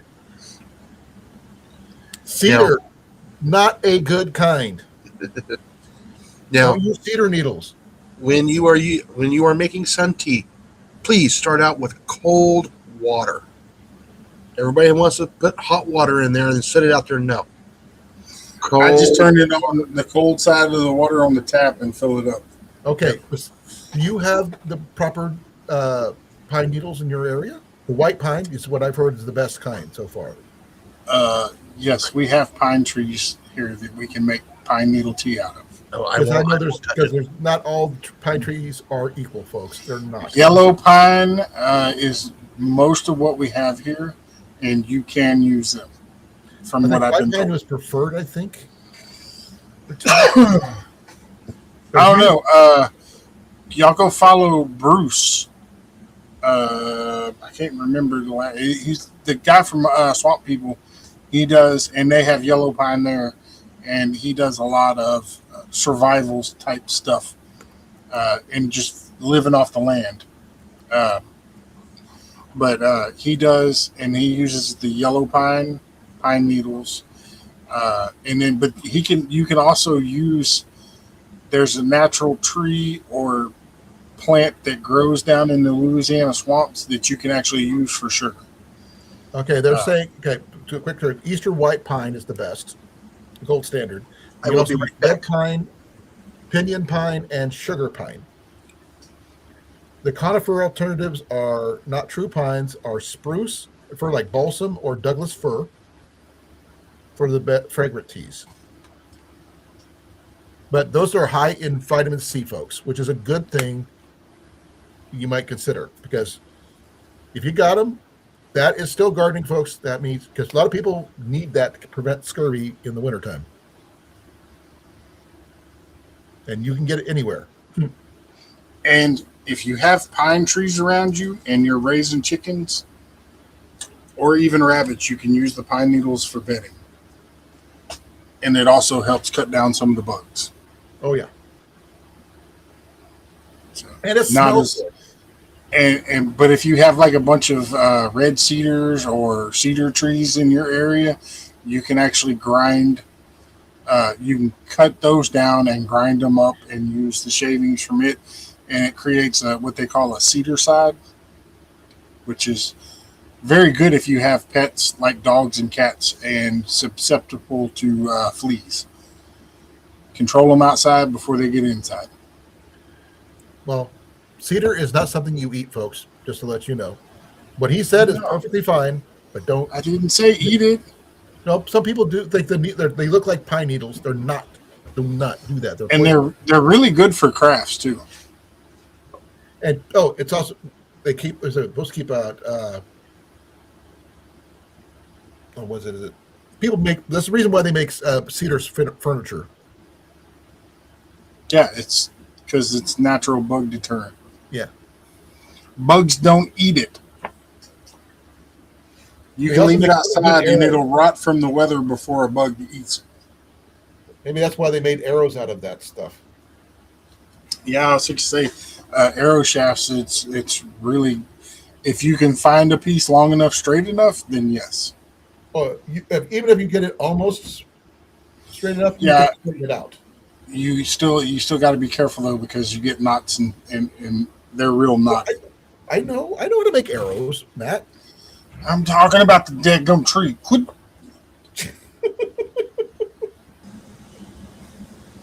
CR, reach up there and smack him in the back of the head. You're closer than he is. Slap. He's above you. You're below me, literally. Yeah, but he's above you. You got longer arms than he does. Yeah, but you'd see me coming. You won't see him coming. But remember, I can't run. Exactly, which makes it better for him to smack you from behind. We got two big guys down south. Just there's no way I'm going to be able to get away from you guys. I know. Me and Jason are going to point you in CR's direction and have you running. I don't think they'd stop me at the border. What's funny is when you think of CR running for the south of the border, he's not getting tacos. Trigger. Going outside. No, but that's something I mean, I'm not sure if they have the teas and pines and stuff like that here. I was looking earlier, but I wasn't sure. You know what I mean? Let me see here. Where is it?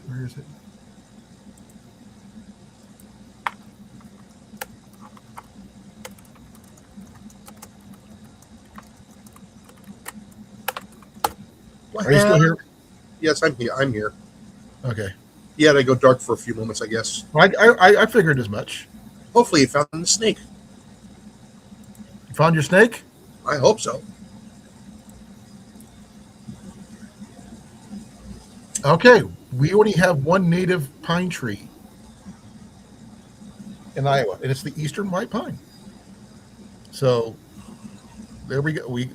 All the pines that we have naturally here are the ones that we can actually make into tea, which is good for vitamin C, which means you don't get scurvy, you don't die. Well, another thing that you can do is you can dry up some orange peels and you can make a tea out of that. Okay, what's the one thing that doesn't grow in Iowa, Jason?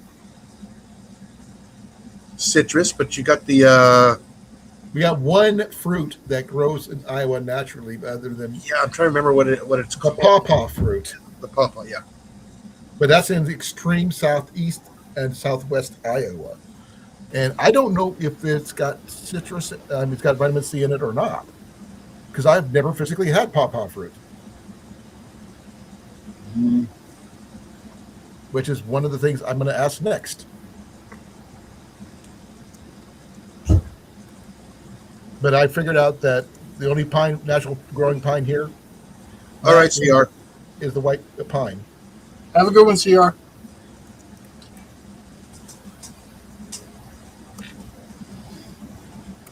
I wish we could get a hybrid between a pine tree and a cedar tree. They're not the same species. I know. That's why I said I wish we could get a hybrid. No, it'd be too invasive. Yeah, but think of the furniture you can make out of pine that you can't necessarily make out of cedar, but think of the cedar being in the pine to keep the bugs out. Yeah. Well, I've got It would be news. sought after for sure because it would definitely have some very interesting grains to it. I heard that saw after SAW.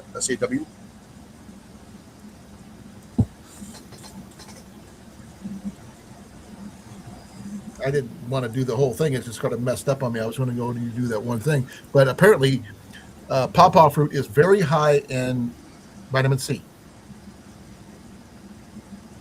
Is lemon high in vitamin C? Yeah, but we're not able to grow lemons up here. Not without special equipment. Yeah, like a green. Apparently, I can't grow lemons here either. But he can. I got lemons. I started one from seed, and I swore it grew, started, and then that went away, and then another one came back, and then that went away. I'm like, Well, apparently, besides vitamin C, it's got manganese, iron, and magnesium, and it's each one has a structure similar to a banana, offering 80 calories and 2.6 grams of dietary fiber. Yeah, but those are little small little fruits though. And it's provides roughly 39% of DV of iron and 27% of DV of magnesium, and offers 113% daily value of manganese. So, if I could figure out a way to grow pawpaws, that would be a thing. But I don't know if they will grow this as far north as where I'm at. They're technically southeast Iowa thing, near the Mississippi. But if I could, that'd be kind of interesting.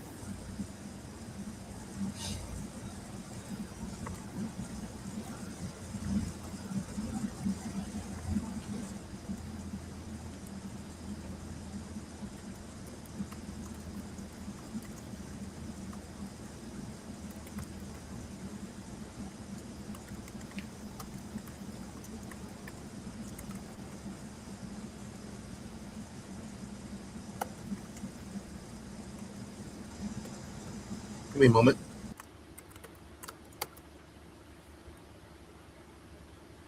Sorry, I had to click clack and ask a question about pawpaws. If I could figure out a way to grow those, I would. I got trees now. I have room to do that. Well, not yet, but I will.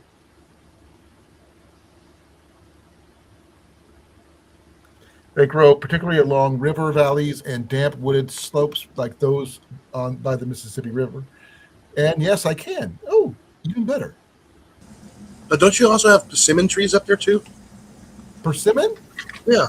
Let me check. Okay, how do you spell persimmon? I know it starts with PIR. sounds good to me. ERSIMMON.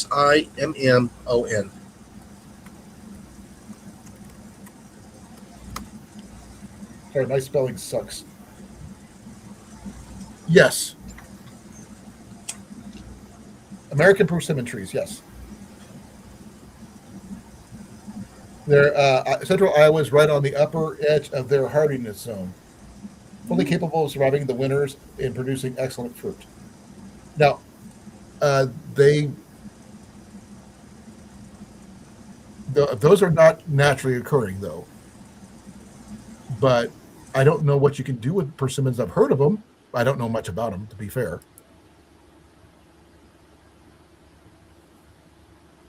That's all I Eat can 'em? say. Huh? Eat them, make Okay. jams.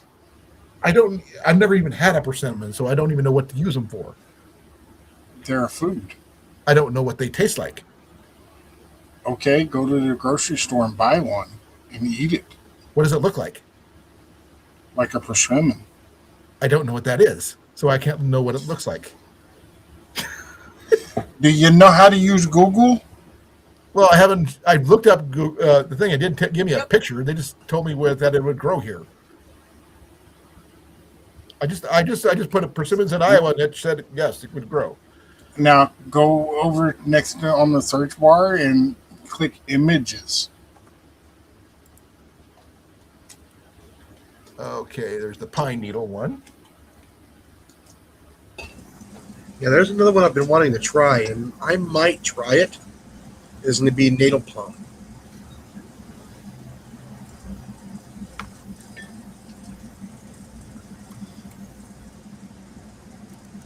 But I can tell you this much: this summer I'm planting some more satsumas, and I'm going to, if I can afford to buy some lemon trees, I'm going to plant at least 2 lemon trees. Okay, they kind of look like tomatoes, sort of, but they act like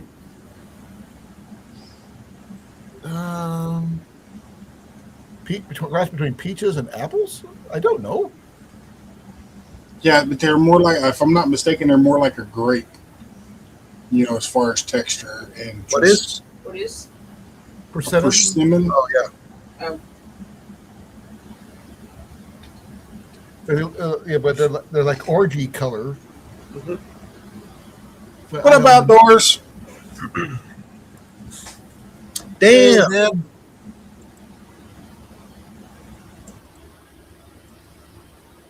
I don't know about chokecherries. I've had gooseberries. Currants are just like I'm not sure about those. And raspberries and blackberries. But I'm not. And wild plum I've heard of, but I've never had. And I don't know what a Juneberry is because I've never heard of that one. But you forgot one. You forgot about the pawpaws. Which I mean, if it tastes like a texture of a banana, that'd be kind of cool. What do you think, Jason? Yeah, I would try it. No, I personally like gooseberries. My Also known as grandma like used to cherry. do like a jam with those because she had gooseberries growing on her property. Oh yeah, you can do When I that. lived in after she passed away, I moved into her house after she died for a while until they sold it and tore it down.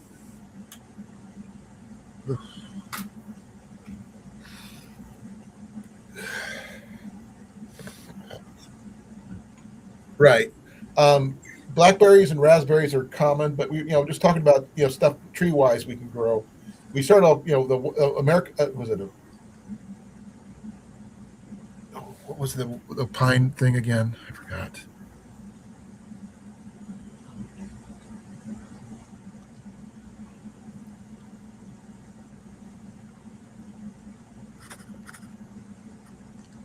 Yeah, I'm thinking about doing again. Eastern white pine. Yeah, think about doing natal plum. What's that one? It's a fruit from South Africa. No, Very I didn't know it, but I couldn't hear the name. Yeah, natal plum. Natal plum. Okay, I don't have my hearing aids in, so I couldn't.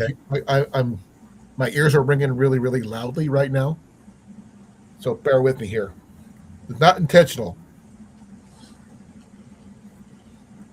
I end up trying to clean out my ears, even though they don't need it. Try to hear what I know I can't hear. It really sucks, to be fair, and I wouldn't risk it. Wishing on anybody. Well, that's charging fast. But if I can figure out a way to grow, I guess persimmons are the ones I'm going to have to figure out. Jenny wants me to try to grow black raspberries not blackberries, just regular raspberries and blackberries as well as mulberries. You forgot about mulberries there, Dan. When we looked at the property the other day, I mean, literally on Sunday, I think, she noticed that there was a tree right next to the house that we may have to relocate if it is what we think it is. If it's a mulberry tree, it's literally about a foot from the foundation. Yeah, that's too close. Yeah. So, but it's still a young one. Literally, she's taller than the tree. And if we can dig it up and relocate it so we can keep it on the property because we like mulberries. So Jenny loves mulberries. Yeah. Now plant it about 15 feet to the south of the house. If I can. Our property does. When I go 15 feet, we're at the edge of our property where the house is. Oh. No, south, not west. I'm talking south. Oh, okay. Well, maybe you can do it west so you have the afternoon shade. Because our house is going north-south. Yeah. And it's a trailer, and it's like one half of the trailer. At the end of the trailer is the closest one pointing to the back of the property. And it's not a lot of space between there. And I don't want to put it on the other side of the fence. We were hoping that maybe the property that was behind it was still for sale, but the for sale signs are gone. So it really sucks because we were thinking about if we would have made an offer on 5 acres of that land right behind our property so we can expand, that would have been ideal, but not a proper probability. Yes, I understand it's not on the native list, but it's still here, and it grows like crazy. And I have not really. They grow crazy persimmon. everywhere. I've never had persimmon though. I Neither looked at the have I. picture, and I still haven't seen it before. Say it again. Sorry, Jason, for talking. I've never had persimmon either. You're the one that likes flavor. You're like Jenny. I figured you would have. Now that you know about it, you're probably going to try for it. Now, what? Okay, with your given your condition there, Matt, what fruits can you have? Just in case he goes, oh shit, this place is 'Cause crazy. I can have any kind of fruit that I really want. I just have to be careful because a lot of them are a lot more sweeter than others. The one that I would have to stay away from, it would be the sweetest, would probably be bananas. Okay, so pawpaws would probably be out for you. I don't know. I ain't never had those. Well, But I can eat blackberries and strawberries. They don't contain any sugar. But I at least looked at The problem is it's hard to get mulberries because the birds usually beat you to them. your sister's very, Yep. very Upset. yes. So okay. Anyways, all right, fellas. I'm going to jump off here. If you're still live whenever I get through doing what I'm fixing to do, I'm going to go What you look in gonna another do? place. alrighty.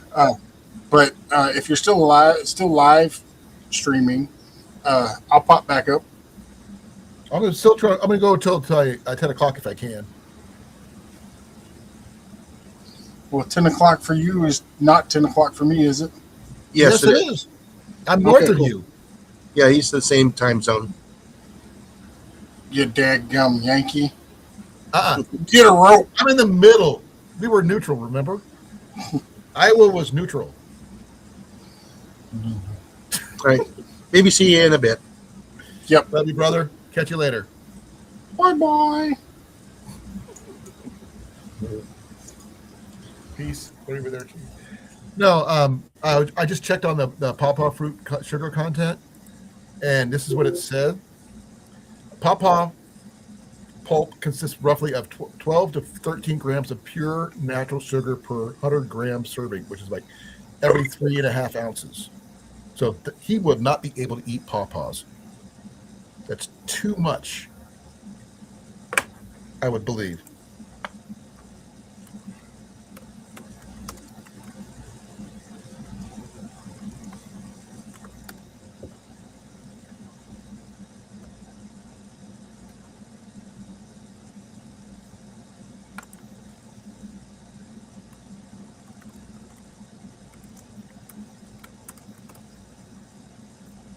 Apparently, someone Matt's size, Jason. Was that? Okay, according to what it says here, pawpaws, Matt can only have a half a cup of pure pawpaw fruit pulp. Yeah. Max, because of the sugar content. And so those are completely basically a very special treat alone. Yeah. Because you can't, you couldn't eat it every more than once a day. But he'd also max out his complete sugar setups, even if he took his shots, which it would not be a good idea, even if you have shots to do this. No, those snozberries, those are nasty. Snozberries. Snozberries are from, well, what do you call it? Willy Wonka and the Chocolate Factory, Mm-hmm. or Charlie and the Chocolate Factory. If anybody who's read the books. Now, do you have any persimmons down where you're at there, Dan? Because I mean, I've heard of them, but I've never had any up here. And will they grow here? Yes, we are where I'm at. Physically, they will grow, but I would want to grow something that was going to be able to eat regularly, or at least can harvest enough to use regularly. Like Jenny would make jams and jellies out of mulberries and blackberries and raspberries, strawberries. I don't know about gooseberries, but my grandma used to. But given the ingenuity of my wife, she probably could. Because she is one heck of a cook. Now, you and Jenny would make an amazing team on one meal, Jason. I can guarantee you that. Yeah. Yeah. Next thing you know, Dan's going to be asking about dingleberries. That's a whole different kind of berry. I know he was thinking about it. But you have to go up and just say it. But naturally growing fruit, sort of like a food forest situation, like Howie's got, but based off of my grow zone, which is I believe it's 5A or B. So I'm far north than most people. But I'm also in Iowa, which makes a big difference. The ground here is amazingly fertile, especially where I'm located at. Going to be located at, and if we can grow some fruits, I want to grow pears and some apples. Apples. I will let you know huh? You shouldn't have any problems with apples. Just make sure you get the right variety that needs those chilling hours. I do know that we have walnuts. Mm-hmm. I will not be able to eat said walnuts. But walnuts, even if handled correctly, can be used for a lot of different things. Oh yeah, nice deer bait, squirrel bait. The wood themselves is really good for things too. We do have a couple of trees that need to come down, and one of my friends just happens to be in that business of picking down trees that need to come down. Not exactly an arborist, but he's one of those tree removal people. Yeah, that's what he does for a living. And as soon as he heard about our property, he said, "You guys need wood?" I go, "We have a whole forest. We don't really need wood." But he said, "Oh, if you need some, we'll bring you a whole truckload." Now, that would be nice. But another thing that you can do is, I said, if you have a compacted, hard enough driveway, you can save said nuts for fall time. Mm-hmm. You put them on the hard ground, and you drive over them. Sort of like a natural gravel type situation for traction. And you only have to drive over them once, and that attracts the animals to come and eat. Well, where we're at is not. I know it's baiting, but no, in Iowa we can't do that. Now, if it's the S hits the fan, it's a guarantee that you can get something to eat. Well, we have a shared driveway right now, and I'd rather not. Yeah, and I don't want to have to shoot towards the street. That's one of my problems right now with my orchard. Stupid squirrels. Squirrels wise, I have not seen squirrels yet. They're there. I was going to take Ian into the woods and let him go nuts and see what he can find. No pun intended on the nut thing, just because it just happened to be the word I've used. But We already have fucking walnuts that big. So it's a mature walnut tree. Yeah, no, the walnuts are large until you take the husk off. I know. We had walnuts when I was a kid. Before my allergies really kicked in for them. But Now, you another can thing also that use walnuts for staining stuff. You can use them for. There's a billion things you can do with walnuts, not just eat them. I just can't do any of them, not without gloves. I am going to probably harvest them or have Ian harvest them for us so we can put them in buckets and sell them by the 5-gallon bucket full. yeah, like I said, another thing that I've learned is all the oak trees that grow over a road, and when they start dropping in the fall, people drive over them, and all the deer come out to the road. Not just deer. Oh yeah, everything comes out to. This is at the campgrounds, by the way, so it's not on a major highway. Oh, ours is different. Yeah, we have just under a half acre, but it completely surrounds our neighbor's house on 3 sides, and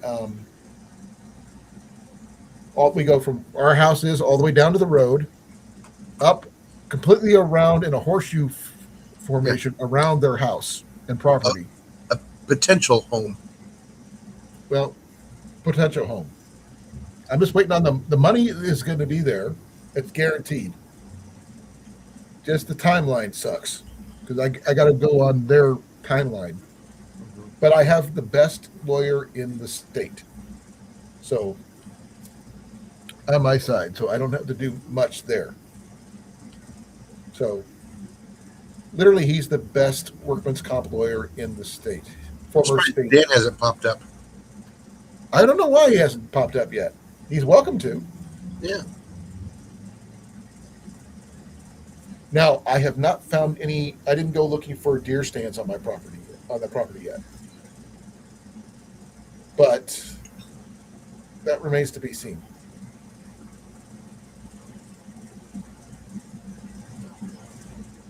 Ian double checked the little trailer that's behind the little garage shed thing, and he says the tires still got air. Only just needs platformed and probably rewired. So I didn't get a good look at it because I can't walk into the woods very well. The weeds are really, really high, so I'm gonna have to freaking mow. That being said, how is your trees doing? All of your trees there, Jason? Oh, they're all doing really good. Your lemon tree? Oh yeah, I got lemons growing now. I got limes growing. I won't have anything on the orange tree and probably until next fall. Or excuse me, December when it blooms. Right. Then I will probably have maybe a couple of oranges next late summer, midsummer, hopefully. When I was at Walmart the other day, a lady was driving a cart like I had to, and she had gotten a tomato plant with tomatoes on it, actually, from Walmart already. Not big tomatoes, but tomatoes nonetheless. But it's a start. Oh, yeah. But we said that all our vegetables in the 5-gallon bucket challenge must be brought from seed. And sometimes you can't really do that to get it grow in time. Get any kind of yield out of it, I mean. Yeah. But when is the next one for next year start, timeline-wise? For what? 5-gallon bucket challenge. We don't know if we're going to do one or not. You can't say you won't either. I mean, I'd like to start before May. Are you going to do like get the seedlings ready to go? Yes, I will be gone for a week during next May. You're going to your another of the meetups, right? So yeah. So I will probably have to get a automatic watering system. Okay. Okay. I don't know if I'm going to make it to 10 o'clock, but I am going to make it to 9:30 Jason. Alrighty. My attention span just dropped like a rock. I wasn't trying to. I ran out of coffee about. Oh, I didn't run out of coffee yet. Hey, it's a start.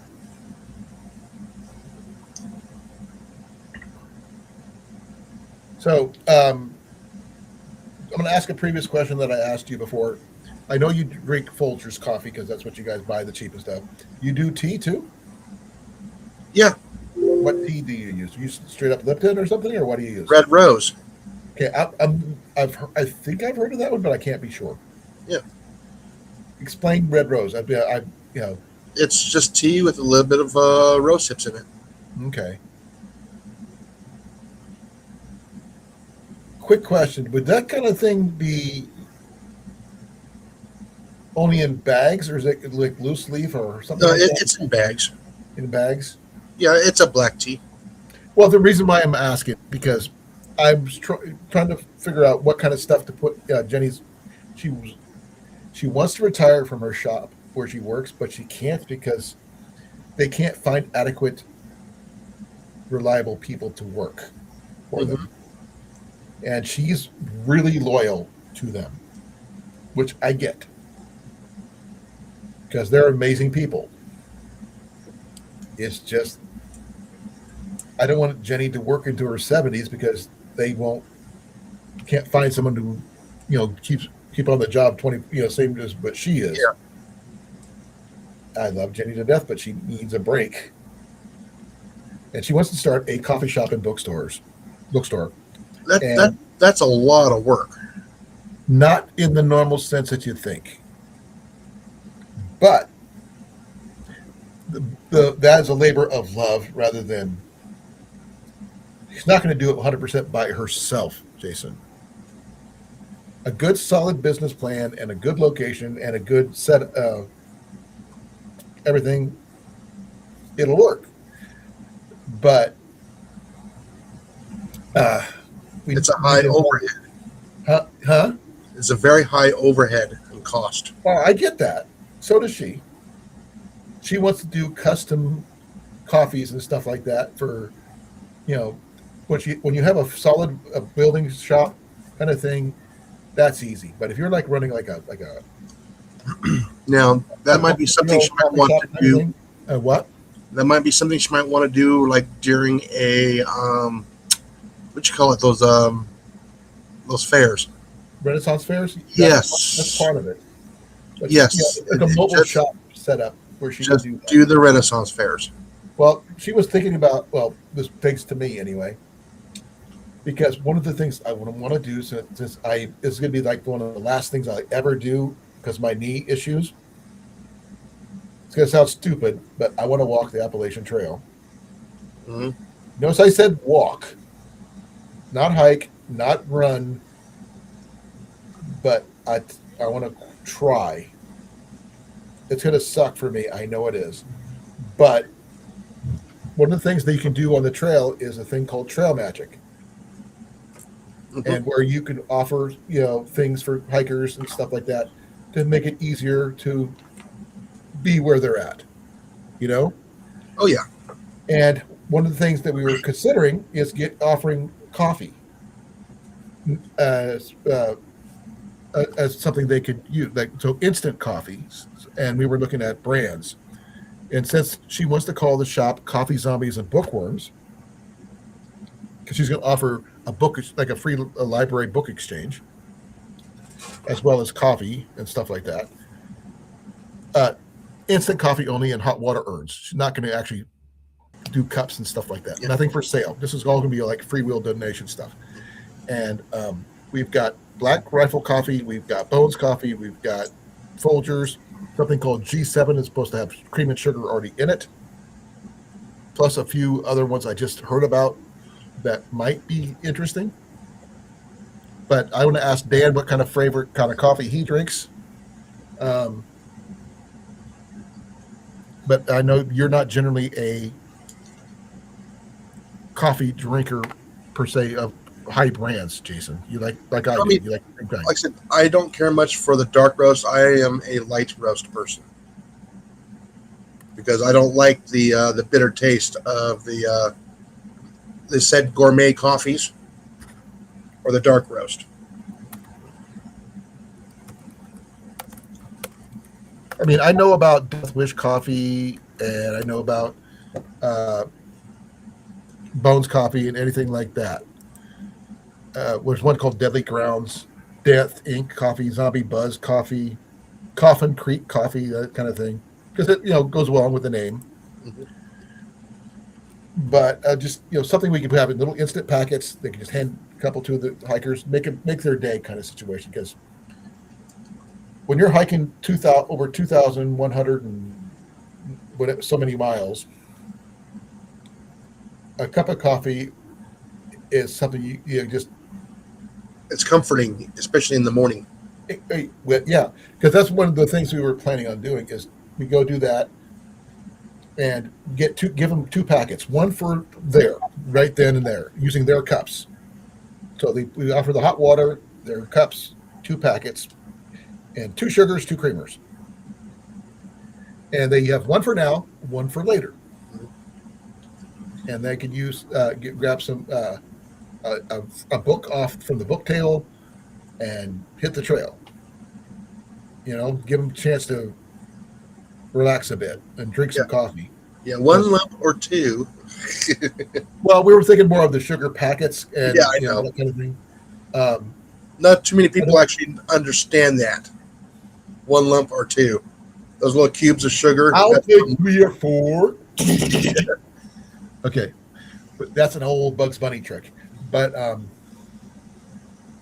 yeah, because I mean, I've gone on hiking trips where I've realized I'm out of coffee, and I can't tell you how much that sucked. And I drink a lot. I've got a lot of instant, which I've showed you guys multiple times. I got those Folgers packets, but for a free will donation, they'll pay pretty much anything for a cup of coffee in the morning to get them going. I know I would, because I did. I'd end up buying coffee from a place I couldn't afford any other time because I didn't have a choice. But just something that just says, hey, here's something to keep you going. I'm not sure. How much coffee did we drink at the gathering when we were there? Oh, I would make 2 pots a day, sometimes 3. I think I've had more than a few cups myself. Yeah, I mean, we had hot water going like 90% of the time, most of the time. Then we had somebody spill coffee. That wasn't me, was it? No. Oh. Was it That was Ian? Blake. That was Blake. Blake killed Yes, coffee? Yeah, as soon as he got done and he set it down and he knocked it over. Oh, no. Yep. I think we all said that, too. Oh, so Blake's the coffee killer. But, yeah. Oh, man. I just thought of something, but I'm not sure. Hey, like I said, he's not the only one that's ever done it. I've knocked over coffee. I've knocked over not a whole pot, but No, never, not that. But I plan on getting some cups like this with my logo on it. Why? Because while Paul Linger's is okay, I'd rather have one with my own logo on it. I generally drink one in the morning and one in the evening. Go ahead. Talk to Jamie about it. Who? Jamie, Devil Dog's keeper. Okay, this is stoneware, not just ceramic. Yeah. And it's not something you just easily put on there. Might be able to. It has to be etched into it. And I'm not sure exactly how to do that. But I know it has. I looked into it, and it's... Ooh. What? Rat. A smaller one.